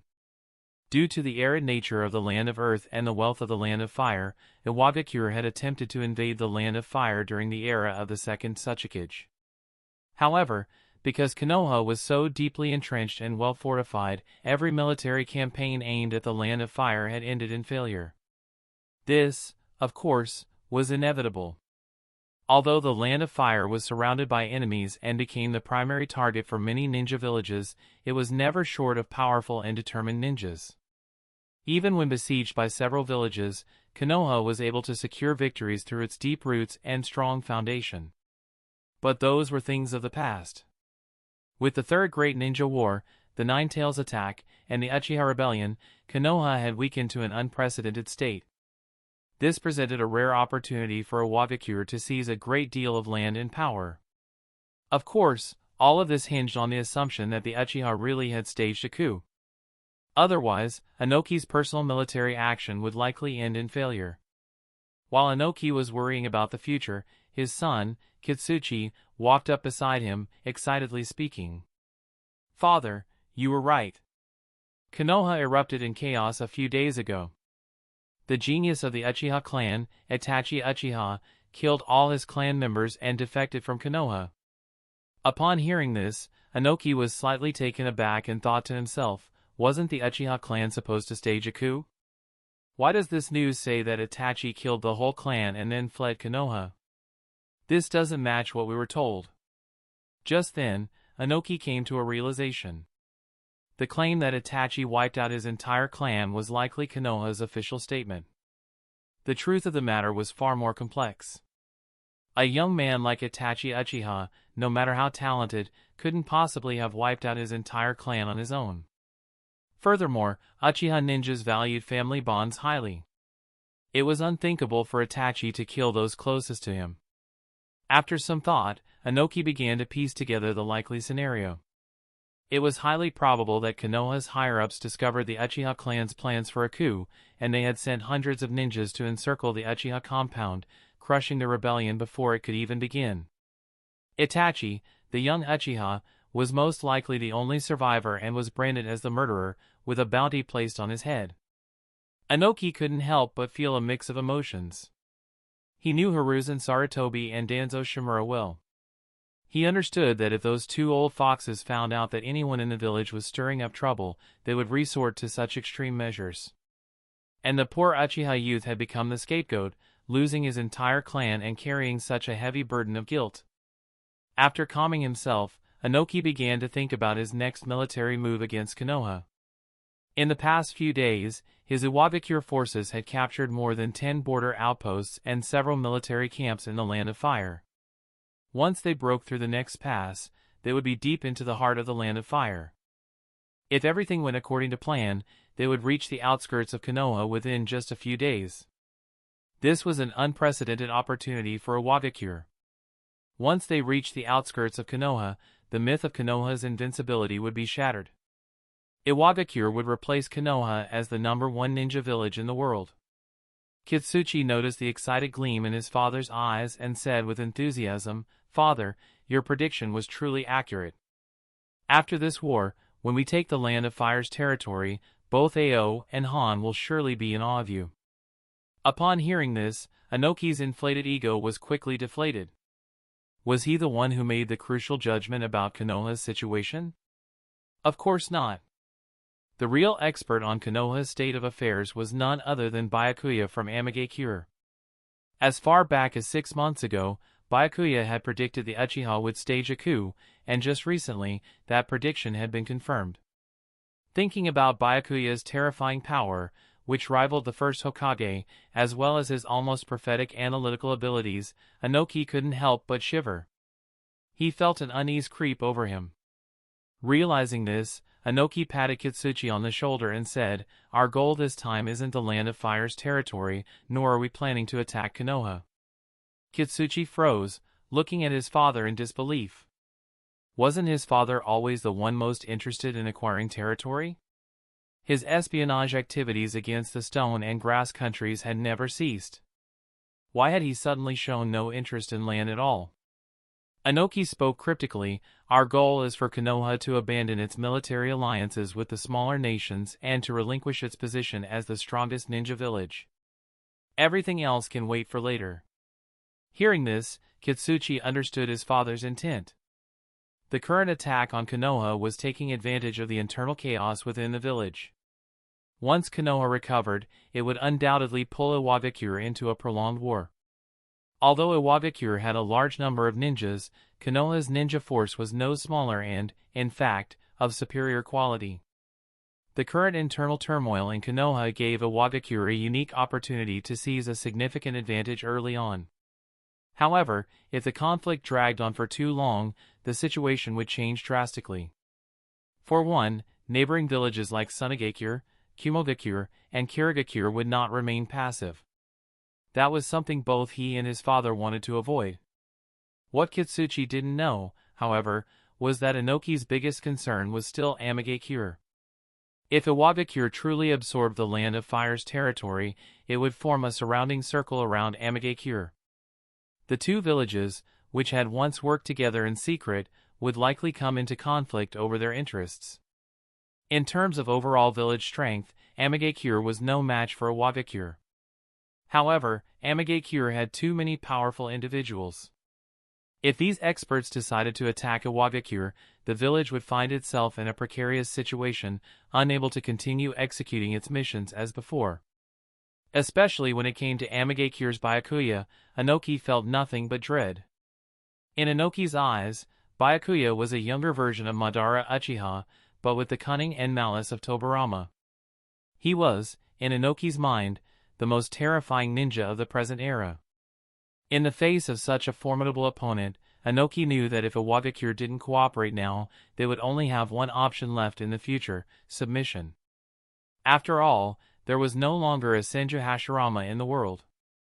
After a few more moments of staring at Kitsuchi, Inoki left the cliff and descended into the crowd below. His gaze shifted toward the direction of Konoha, and he called out to the Iwagakure ninjas around him, "Iwagakure ninjas, we must seize the next pass today and push straight into the heart of the Land of Fire. Iwagakure will become the strongest ninja village in the world." Chapter 297, The Future of Uchiha. After several days and nights of travel, the elders, women, and children of the Uchiha clan finally left the Land of Fire. Upon seeing the starkly different geography, the Uchiha were filled with mixed emotions. They were relieved to have escaped the pursuit of Konoha's ninjas but deeply worried about their future. Ever since they had heard about the radical faction within the clan planning a coup, they had been concerned about what lay ahead. If clan leader Fugaku and the other high-ranking members had succeeded in the coup, they would have automatically become part of the Hokage family's ninjas, enjoying a higher status in the village and being able to boast about their lineage. However, beyond that, they would have gained little. The Senju clan, which had once been the Hokage family, had suffered a similar fate. Within just 20 years, the glory of the Hokage family drained away, and many of the Senju ninjas either died on the battlefield during the Ninja World Wars or abandoned their family name to become commoners. Today, when people spoke of the Senju, they only remembered the late first and second Hokage and the Princess of the Slugs. If Fugaku's coup had failed, even those who hadn't actively participated in the rebellion would have been branded as traitors, ostracized and despised by the people of Konoha. However, this life was not too bad for the Uchiha. Due to their association with the police force, their reputation had always been poor. Another accusation wouldn't matter much as long as they could survive. These were the thoughts of the Uchiha clansmen a few days ago, but reality turned out to be even more brutal than they had imagined. They never expected that the very Itachi Uchiha, who had often aligned with the Hokage's office and opposed the radical faction during clan meetings, would turn on his own powerless clan and raise his kunai against them. Had it not been for a young boy saving them, they would have all perished that night. As they sat to rest, the Uchiha turned their gaze toward the graceful young boy standing in the center of their group. His appearance was strikingly handsome, even surpassing the average good looks of their own clan. This boy had led them out of Konoha, helping them escape the slaughter at the hands of Itachi Uchiha. While they were grateful for his help, they couldn't help but wonder where he was taking them. As traitors to Konoha, which place would dare take them in? Among the crowd, Izumi Uchiha had a complex look in her eyes as she watched Byakuya. It had been Byakuya who had saved her when she was attacked by the masked man. However, he had later used Jinjutsu to knock her unconscious and had begun the journey of escape. Throughout the journey, she had been desperate to ask Byakuya his name and where they were going, but each time, Byakuya had only given her a brief glance, using his Sharingan and treating her like a fool before ignoring her questions completely. In conversations with the others, she had learned shocking news. The Itachi Uchiha, the very ninja she had admired since her days in the Ninja Academy, had mercilessly massacred his powerless clan, including her own mother who had raised her with great effort. Had it not been for Byakuya's extraordinary medical ninjutsu, she doubted any of them would have survived. How could Itachi do such a thing? Itachi had always been a genius, someone who even as a child had shown the mindset of a Hokage. When faced with provocations from older kids at the Ninja Academy, he had always appeared indifferent. Even during the Chunin exams, he had shown exceptional abilities. Why would such an outstanding ninja turn against his own clan? Even if the radical faction had failed in their coup, the village's high-ranking officials would never have targeted such powerless members of the clan, right? Izumi could not understand it, and the mental strain made her chakra begin to flow in an unusual way. Unintentionally, her Sharingan activated, and her eyes began to undergo a transformation, seemingly heading toward the path of the Mangekyo Sharingan. However, just as this transformation began, the intense mental strain caused her to faint, and the evolution halted, leaving her with plain black eyes once more. Sensing the chakra changes around her, Byakuya briefly glanced toward Izumi. He had noticed her earlier transformation and had thought she might awaken the Mangekyo Sharingan. However, whether due to her physical condition or the insufficient stimulus, the evolution had barely begun before it ended. He had been somewhat hopeful, wondering if Itachi's little admirer might unlock something new with her Mangekyo. Instead, it had all come to an abrupt halt. Pulling his thoughts back from the distractions, Byakuya walked over to Izumi, who had fainted, and gently laid her on the grass, covering her with a blanket. After finishing this, Byakuya approached the Uchiha clan members and spoke up, "Everyone, we are about to reach the borders of the Land of Rain. There are a few important things I need to inform you of, and also to talk to you about the plans that Byakuya-sama and Shisui-sama have for the Uchiha clan." Shisui-sama? Byakuya-sama? The Uchiha clan members were a little confused. They recognized these two names, but they also wore puzzled expressions on their faces. Wasn't Shisui missing a few months ago? How could he suddenly appear and arrange their future? As for Byakuya, wasn't he a high-ranking member of the Amagekure? Why would he interfere with Uchiha matters? Could it be that Shisui's disappearance wasn't the result of Konoha's high-ranking officials, but that he had left the village and contacted Byakuya from Amagekure during this time, secretly preparing a second plan for the Uchiha clan? Byakuya cleared his throat, signaling for the crowd to remain calm before he spoke again. I understand that you all have many questions. Please allow me to explain one thing at a time. After speaking for a few minutes, Byakuya clarified the information they had been lacking over the past few months. A few months ago, Shursui was ambushed by Danzo. After sustaining serious injuries, he managed to escape from Konoha. During this month, Shursui had been contemplating ways to save the Uchiha clan. In his moment of despair, he encountered Byakuya from Amigakure. Byakuya, a ninja from the Uzumaki clan, upon learning of the Uchiha's plight, worked together with Shursui to devise a plan to relocate the Uchiha clan. However, even Shursui and Byakuya never expected that Itachi would act so ruthlessly. After much effort, Shursui and Byakuya had finally managed to lead the Uchiha clan out of the Land of Fire, and now, they were about to face a crucial decision. The choice was whether to retain the Uchiha name and live as rogue ninjas in the ninja world, or to abandon their name and integrate into Amigakure as ordinary ninjas. In Amigakure, no discrimination would be shown to foreign ninjas, and everyone would be treated equally. The reason for abandoning the Uchiha name was to avoid trouble from Konoha. After a brief period of contemplation, all the Uchiha members made their choice. They turned their gazes to Byakuya and began signing their names on the agreement. Byakuya looked at the names on the document as the sound of system notifications rang in his ears. Chapter 298, System Rewards and Hidden Rain Village Meeting. Tetsuka joined the Akatsuki organization. You gained Sharingan power, Uchiha bloodline, release chakra. Izumi joined the Akatsuki organization. You gained Sharingan power, Uchiha bloodline, fire release chakra. Itachi joined the Akatsuki organization. You gained Mangekyo Sharingan power, Uchiha bloodline, and mastery of basic Jinjutsu. Upon hearing Tetsuka and Izumi's names, along with the corresponding rewards, Byakuya's expression didn't change much. Though Tetsuha and Izumi were both Uchiha with the Three-Tomo Sharingan, their rewards were quite substantial, but Byakuya was no longer the mid-ranking ninja who was once cautious in the Akatsuki. The rewards for recruiting high-ranking ninjas were just an added bonus to him at this point. It wasn't until he heard that Itachi had joined the Akatsuki and gained the Mangekyo Sharingan that Byakuya's interest peaked. After all, at this stage, the Mangekyo Sharingan was still very useful to him. As he muttered a few words of exasperation, the system prompts didn't end.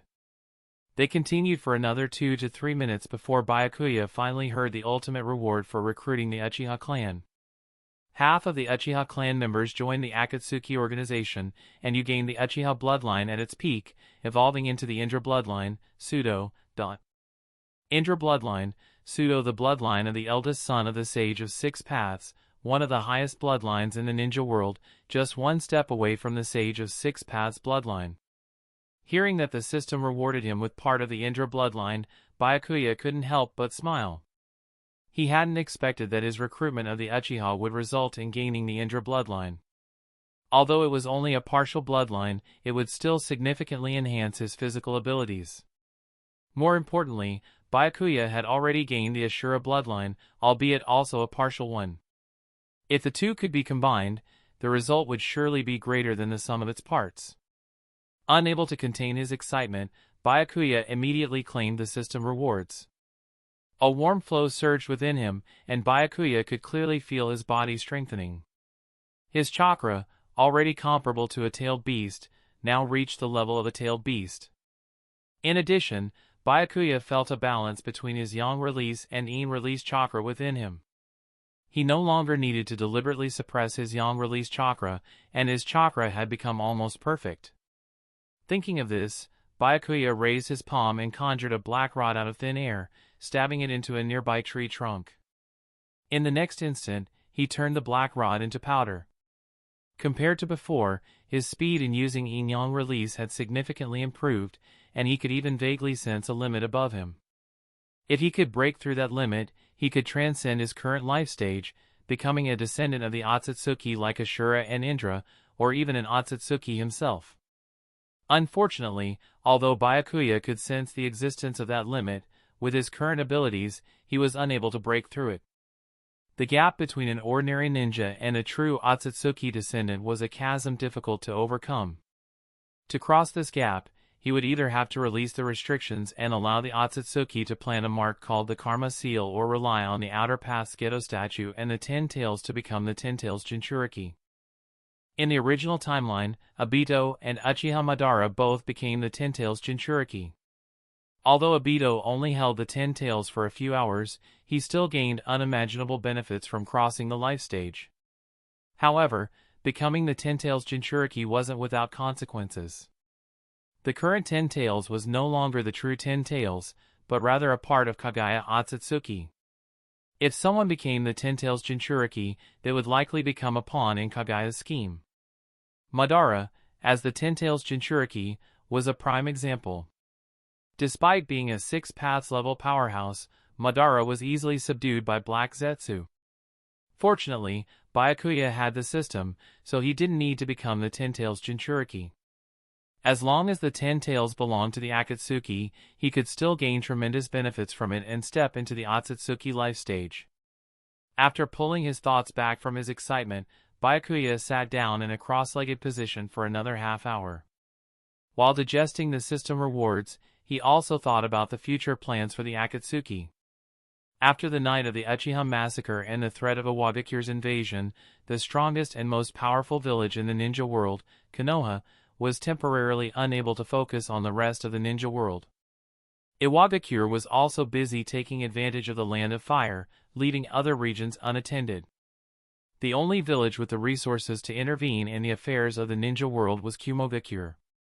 The Akatsuki was now ready to proceed with their next step, hunting the tailed beasts and sealing them into the Gedo statue to resurrect the Ten Tails. However, to seal the tailed beasts into the Gedo statue, they would need the power of the Rinnegan. Upon returning to the village, Byakuya would either need to find a way to obtain Nagato's Rinnegan or convince Nagato, Yahiko, and the others to join the tailed beast weapon plan. Byakuya was confident that he could convince the trio. After arriving in Amagakure, Byakuya first had his subordinates settle the Uchiha clan members. Then, using the quick technique, he appeared outside Amagakure building.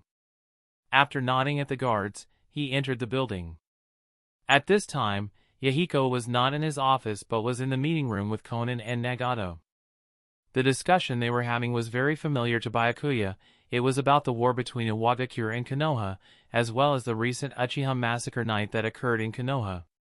Yahiko and the others were deeply shocked by the war between Iwagakure and Konoha. The conflict between Iwagakure and Konoha had not escalated to the point where war was inevitable. Any war without certainty of victory was seen as reckless and impulsive. After all, a ninja village can decide when to start a war, but it cannot control when the war ends. This was completely inconsistent with their stereotypical image of Inoki. Inoki was known for hiring rogue ninjas from the black market to create chaos in other countries. During the Great Ninja Wars, he always remained the last to enter the battlefield, hoping to profit from the conflicts.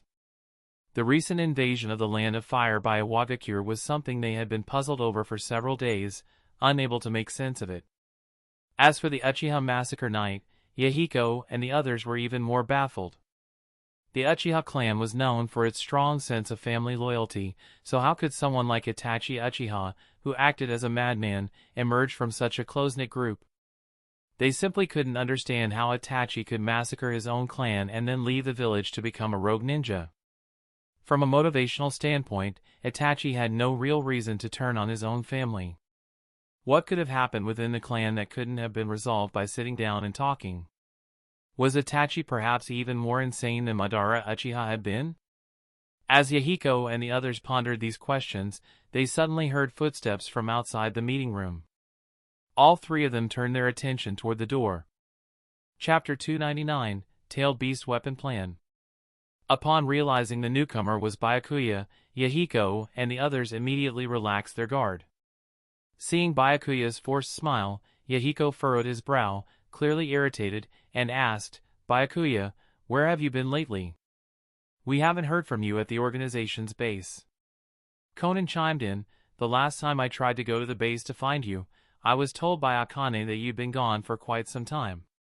What exactly have you been doing?" Byakuya shrugged and replied, I've been busy. I went to the land of snow for a while, then took a trip to the land of fire. Only now do I have a chance to come back. You went to the land of fire? Yahiko's eyes narrowed as he realized something. He asked with a strange expression, the Uchiha massacre night in Konoha, and the invasion of the land of fire by a Wagakure, you wouldn't have anything to do with that, would you? At this point, Yahiko's face grew more serious as he suspected he had uncovered the truth. Byakuya rolled his eyes and responded, the Uchiha massacre? What does that have to do with me? The conflict between Konoha's higher-ups and the Uchiha clan has been brewing for a long time. It was bound to happen sooner or later. It doesn't really matter whether it happened earlier or later. You know about the Uchiha massacre? Yahiko asked, his expression shifting. Byakuya nodded and said, of course, I know about it. However, Konoha's official statement is a lie. The losses the Uchiha suffered were nowhere near as extensive as they claimed, and the attack on them wasn't as simple as they made it seem. What do you mean? Yahiko looked at Byakuya, his breath quickening. Byakuya casually found a place to sit and said unhurriedly, Yahiko, a lot of things can't just be taken at face value. You need to think deeper. On the surface, the Uchiha were attacked by Itachi, but how much benefit did Itachi actually gain from it? Not much, Yahiko agreed. Not only did he lose his clan, but he also became a rogue ninja wanted by Konoha. His future is going to be hard. So what do you think is the real story behind the Uchiha massacre? Byakuya asked with a sly smile before continuing. In my opinion, even if Itachi really did turn on his clan, it must have been because of someone's instigation, either through a sense of duty or through threats. Itachi was forced to take action against his own family. Yahiko hesitated, and once the Uchiha clan was eradicated, the group that benefited the most was Konoha's higher-ups. Are you saying that Konoha's higher-ups orchestrated the Uchiha massacre? Yahiko widened his eyes. He found it hard to imagine that Konoha, the village that represented the will of fire, would target its own people in such a way. Although Yahiko didn't have much fondness for Konoha, the principles behind Amagakure had drawn from Konoha in many ways. To see the village he once admired fall so far was a bitter pill for him to swallow. He didn't even know what to say. Then it seemed Yahiko remembered something, and he spoke up. Did you go to the land of fire this time to bring back the remaining Uchiha survivors? Byakuya didn't deny it and gave a slight nod. On the matter of accepting the remaining Uchiha, he didn't feel the need to hide it from Yahiko. After all, handling the affairs of hundreds of people couldn't be kept secret from him.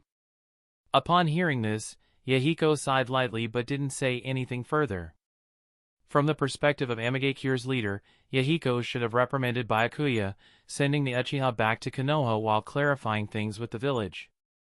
If not, it could easily cause misunderstandings between the two sides, potentially leading to war. However, after seeing Konoha's actions in recent years, Yahiko was deeply disappointed. Konoha no longer felt like the ideal village he once admired. It had turned into a place that hid filth and corruption. It was Konoha ninjas who had attacked Amagakure and killed Nagato's parents. It was also Konoha ninjas who had nearly wiped out the Akatsuki organization, and yet, the Akatsuki had never owed Konoha anything. It was Konoha that had hurt him again and again. Even with his connection to Jiraiya, Yahiko found it difficult to maintain any fondness for Konoha. At most, he didn't take advantage of their misfortunes when they were under attack. Yahiko withdrew his wandering thoughts and turned to Byakuya. Where have you placed the Uchiha? Do you need any supplies from the village to support them? Byakuya shook his head. No need for supplies. I plan to settle the Uchiha in a secluded area. They can't show themselves yet, and the villagers must not know about them. Yahiko nodded in agreement with Byakuya's decision before asking, now that the Uchiha issue is handled, what do you think about Wagakure's attack on Konoha? Byakuya pondered for a moment before replying, sit back and watch maybe? Or maybe lie down and watch would be better. Yahiko was left speechless. He wanted Byakuya's opinion, but Byakuya was brushing him off. Was this really an appropriate response in such a serious high-level meeting? Byakuya's expression turned serious. Yahiko, that's my opinion. The war between Iwagakure and Konoha doesn't concern us much. We don't need to get involved in their war. Yahiko nodded, acknowledging that Byakuya's point was valid. Amagakure didn't need to get involved in this conflict. Before the war reached a certain point, even if Amagakure intervened to mediate between Konoha and Iwagakure, it would only draw the fire to Amagakure without solving the fundamental issue. Konan, however, seemed to have realized something and glanced at Byakuya a few more times. Her intuition told her that Iwagakure's attack on Konoha was definitely connected to Byakuya. Their conversation a few months ago with Inoki must have involved today's war. Otherwise, Byakuya wouldn't have been active in the Land of Fire for the past few months, leading the village. However, Konan hesitated on whether to bring this up to Yahiko. She wanted to point out these details, but Byakuya's judgment had never been wrong. Every decision that seemed absurd at the time always brought the Akatsuki the greatest benefits.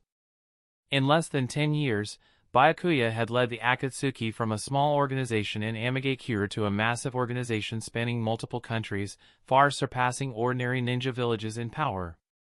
After discussing the topic of Iwagakure and Konoha's war, the high-level meeting gradually drew to a close. Byakuya, who had been deep in thought for some time, addressed Yahiko, Nagato, and Konan, asking, Yahiko, Nagato, Konan, how do you think the organization and the village have been developing these past few years? Yahiko, Nagato, and Konan exchanged surprised glances before answering in unison, the village and the organization have developed well. The living standards of the people in our territory may not be as high as the major cities in the Land of Fire, but compared to the rest of the ninja world, it's more than enough. Byakuya nodded in acknowledgement before asking, and what do you think about the current situation in the ninja world? Chapter 300, Change of Stance. What is the current situation in the ninja world? Yahiko and the others fell into deep thought, unsure of how to answer Byakuya's question. After exchanging glances, they all turned to look at Byakuya, their eyes seemingly saying, "Stop keeping us in suspense." Byakuya, not holding anything back, directly stated, "The ninja world is currently in a rare period of peace, but this peace will not last long. At most, it will last another 10 years, and after that, the next great ninja war will break out." Upon hearing this, Yahiko and the others were taken aback. The peace in the ninja world can only last another 10 years? But looking at the current situation, the war between Konoha and Iwagakure is just a small skirmish and shows no signs of escalating. Moreover, after experiencing 3 brutal ninja world wars, all the major ninja villages should have learned how terrible war is and should be less likely to start a war again. But on second thought, the intervals between the past ninja world wars were all within a range of 10 to 20 years. Why is this? It seemed that Byakuya had sensed their thoughts and began explaining in detail. In essence, the major ninja villages chose to negotiate peace at the end of each great ninja war, not because of a love for peace, but because the higher-ups in each village realized that continuing the fight would bring no benefits. Rather than continue fighting aimlessly, it was better to sign a peace treaty and temporarily cease hostilities. During the time of peace, a new generation of ninjas would grow in each village, gradually restoring the strength of their villages. At the same time, the increase in the number of ninjas would lead to growing internal conflicts within the villages. Once the internal conflict accumulated to a certain extent, the villages would either fall into prolonged civil unrest or be forced to expand externally. For any ninja village, external expansion is the best way to divert internal conflict. If they can defeat other opponents, that would be ideal. Even if they cannot defeat their enemies, they can still exhaust their own and the enemy's ninjas, reducing the number of potential competitors. After hearing Byakuya's explanation, Yahiko and the others nodded repeatedly. Byakuya had given a good explanation for why ninja world wars start and end, but from one angle, it seemed that the wars would never stop.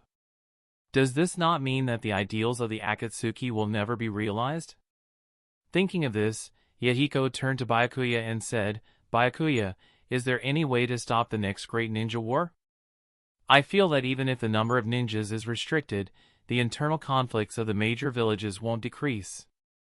Byakuya gently shook his head and then said, I can't stop the internal conflicts of the major ninja villages, but I do have a way that can maintain peace in the ninja world for decades, during which no large-scale wars will break out. What method? Yahiko asked, his face serious. Do you remember the era when Konoha ruled the ninja world? Under the intimidation of the first Hokage and the Shura of the ninja world, even if the 4 major ninja villages wanted to start a war to shift internal conflicts, they wouldn't dare to easily start a war. After hearing this, Yahiko fell into thought, and the other two showed thoughtful expressions as well.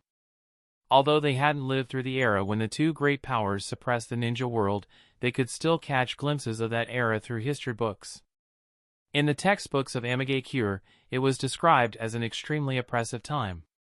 For the ninjas of Amigakure at that time, the 2 great powers, Senju Hashirama and Uchiha Madara, were so imposing that their mere names made the entire ninja world hold its breath. All the ninjas lived cautiously, fearing angering Konoha. However, during the era of the 2 great powers, the ninja world had indeed never seen large-scale wars break out. But the problem was, while Senju Hashirama and Uchiha Madara were alive, their presence did deter the ninja world and prevented the other villages from easily starting a war. However, the conflicts between the major villages never disappeared, and they only deepened over time. After Hashirama's death, Konoha, once the ruler of the ninja world, was immediately besieged by the 4 major ninja villages. That war lasted for over a decade and indirectly led to the Second and Third Great Ninja Wars. The most crucial point was that the Akatsuki organization currently did not possess the strength to intimidate the ninja world. Thinking of this, Yahiko turned to Byakuya and said, Are you suggesting that the Akatsuki replace the first Hokage and Madara Uchiha? But our current strength is not enough to intimidate the entire ninja world. Right now, we've developed rapidly, but at most, we can only match one of the 5 major ninja villages in terms of power. We don't have the strength to suppress them. Yahiko spoke sincerely, not opposing Byakuya's idea but feeling that it wasn't realistic for the Akatsuki organization. Byakuya smiled lightly, shook his head, and said to Yahiko, Yahiko, Amigakure's current strength may be on par with the lower ranked of the 5 major ninja villages, but that doesn't mean the Akatsuki is at that level. Don't forget that Kusagakure, Yugakure, and the countries of the grass and rice are also under the Akatsuki's control. Plus, the organization's accumulated manpower over the years has far surpassed Konoha. Although we haven't yet joined the ranks of the 5 major ninja villages, we've already surpassed them. Our strength surpasses Konoha? Yahiko looked surprised, but after thinking about it carefully, he understood. While Amigakure might not match Konoha in terms of the number of ninjas, its high-level combat power had already surpassed them. But even if they had surpassed Konoha, so what? Konoha, once the number 1 ninja village, had frequently been besieged. Moreover, their surpassing Konoha wasn't just because they had become stronger, but also because of the suffocating actions Konoha had taken in recent years. If Konoha had the opportunity to recover, it would quickly regain its former strength. Amigakure should continue to quietly grow rich without taking huge risks to bring peace to the ninja world. Thinking this, Yahiko shook his head. I still think this plan is too impulsive. The Akatsuki only needs to be responsible for the ninja villages under its control. The rest of the world isn't our concern. If wars break out in other parts of the ninja world or if people suffer, it has nothing to do with us. As soon as Yahiko said this, he immediately regretted it. How could he say such irresponsible things? The original goal of the Akatsuki was to stop the major countries from bullying the smaller ones. They wanted to unite like-minded ninjas and bring peace to the entire ninja world, ending all wars. Now, Amigakure was already considered one of the major nations, and he had become the kind of person he once despised. However, if they acted impulsively as they did in the past, not only would they fail to bring peace to the ninja world, but they could lose everything they had gained. After hearing Yahiko's words, Byakuya didn't say much. However, Konan and Nagato exchanged stunned glances, their faces filled with disbelief. They couldn't believe that Yahiko had said such a thing. Was this still the same Yahiko who once shone like the sun and persuaded everyone to never abandon their ideals? Although Yahiko's appearance hadn't changed much, the shadow of Hanzo of the salamander had begun to appear within him. Sensing the gazes on him, Yahiko turned to look at Conan and Nagato. Seeing their disappointed expressions, he took a deep breath and said, "All right, the Akatsuki can't abandon its ideals. But I won't let you lead your comrades to their deaths. I absolutely disagree with starting a war against other ninja villages." "Who told you I'm going to war with other ninja villages?" Byakuya looked at Yahiko suspiciously, then said, "This is just your misunderstanding. Or are you saying that you, Yahiko, want to start the next great ninja war more than I do?" Yahiko's expression shifted. He realized that the resolution he had just made was like a punch thrown at cotton, completely meaningless. After a moment of silence, Yahiko asked, "If we don't start a war, how do we deter the 5 great ninja villages? Are we supposed to rely on our words? Of course, a war must happen, but not a long, drawn-out great ninja war. To deter the 5 great ninja villages, we must have the strength to erase them whenever we want, and that's how we make them listen." As he spoke, Byakuya's gaze landed on Nagato. Yahiko followed his gaze and saw Nagato. Upon seeing Nagato's Rinnegan, he finally understood Byakuya's plan. Byakuya intended to use Nagato's power to intimidate the ninja world, but was Nagato's strength enough? Nagato had the Rinnegan, the eyes of the Sage of 6 Paths, but his physical strength was at best on par with the 5 Kage. He didn't have the overwhelming advantage necessary to crush the 5 great ninja villages. Thinking of this, Yahiko turned to Nagato and asked, "Nagato, how strong are you now? Do you have the confidence to defeat the 5 Kage? How much stronger are you compared to before?" "I haven't fought the 5 Kage, so I don't know if I can defeat them." After a pause, Nagato continued, "However, I'm much stronger than I was 7 years ago. If I were to face Hanzo of the Salamander again, I'm confident I could easily defeat him. But if I were facing 2 enemies of Hanzo's caliber at the same time, I'd be powerless." Hearing this, Yahiko turned to Byakuya and said, "Byakuya, it seems that Nagato can't crush the 5 Kage either. He might be able to defeat them, but the 5 Kage usually have their elite guards with them. Although the Rinnegan is said to be the eyes of the Sage of 6 Paths, it's just a legend. If the Sage of 6 Paths were truly as powerful as a god, he would still be alive today, not a figure in unverifiable legends. Perhaps the Sage of 6 Paths was just a powerful ninja from 1,000 years ago." Byakuya's eyes lit up. Yahiko had suggested that the Sage of 6 Paths might have simply been a very strong ninja rather than a godlike being above all others. Yahiko's insight was on point, but unfortunately, the Sage of 6 Paths truly was above all ninjas. Even though his physical body had been dead for over 1,000 years, his soul still existed in the Pure Land and could transcend the boundaries of life and death, ready to return to the ninja world at any time. After a moment of contemplation, Byakuya slowly spoke, "I need Nagato's Rinnegan, but that doesn't mean I only need the power of the Rinnegan. Over the years, I've gathered a lot of information and received some startling intelligence." "What intelligence?" Yahiko and the others were intrigued and turned to Byakuya. Byakuya spoke slowly, "Nagato, do you remember the Outer Path Samsara statue we summoned? That thing is actually the shell of the Ten Tails, and it once housed the power of the 9-tailed beasts. The Outer Path Samsara statue is the Ten Tails shell, and it once housed the power of the 9-tailed beasts." Yahiko and the others were shocked. They couldn't help but exclaim, "Byakuya, if the Outer Path Samsara statue is the shell of the Ten Tails and once housed the power of the 9-tailed beasts, how powerful would the complete Ten Tails be?"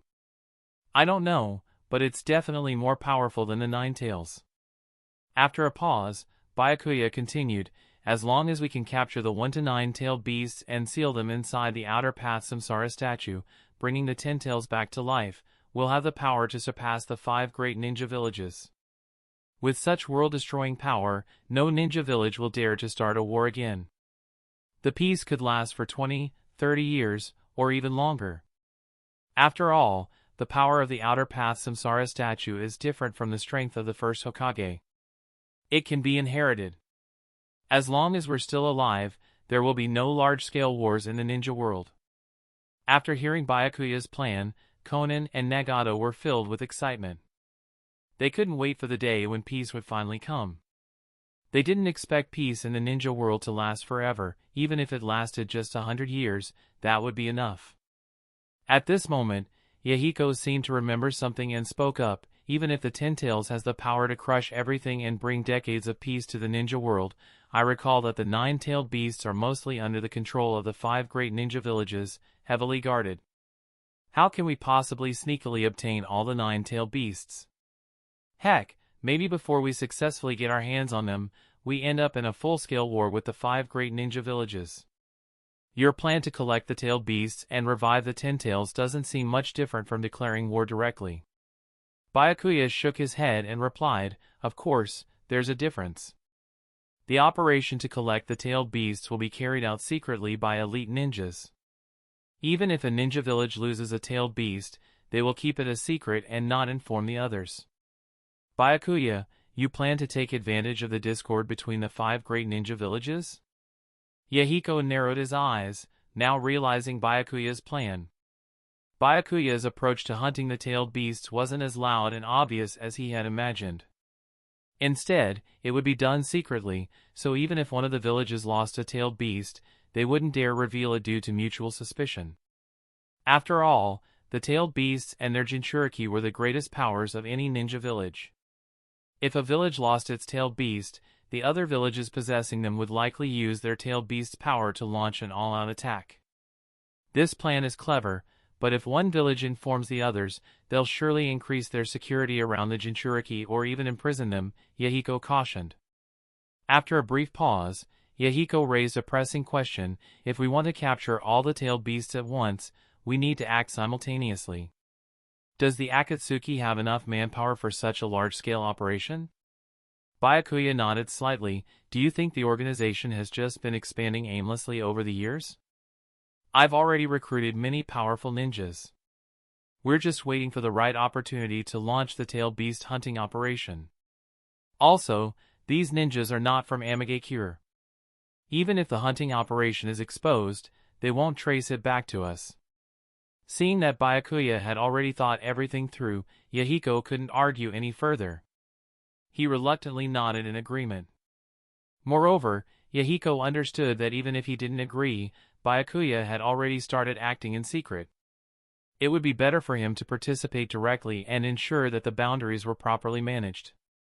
That's the end of this tale for now. Thank you for watching and I'll see you in part 12. Peace.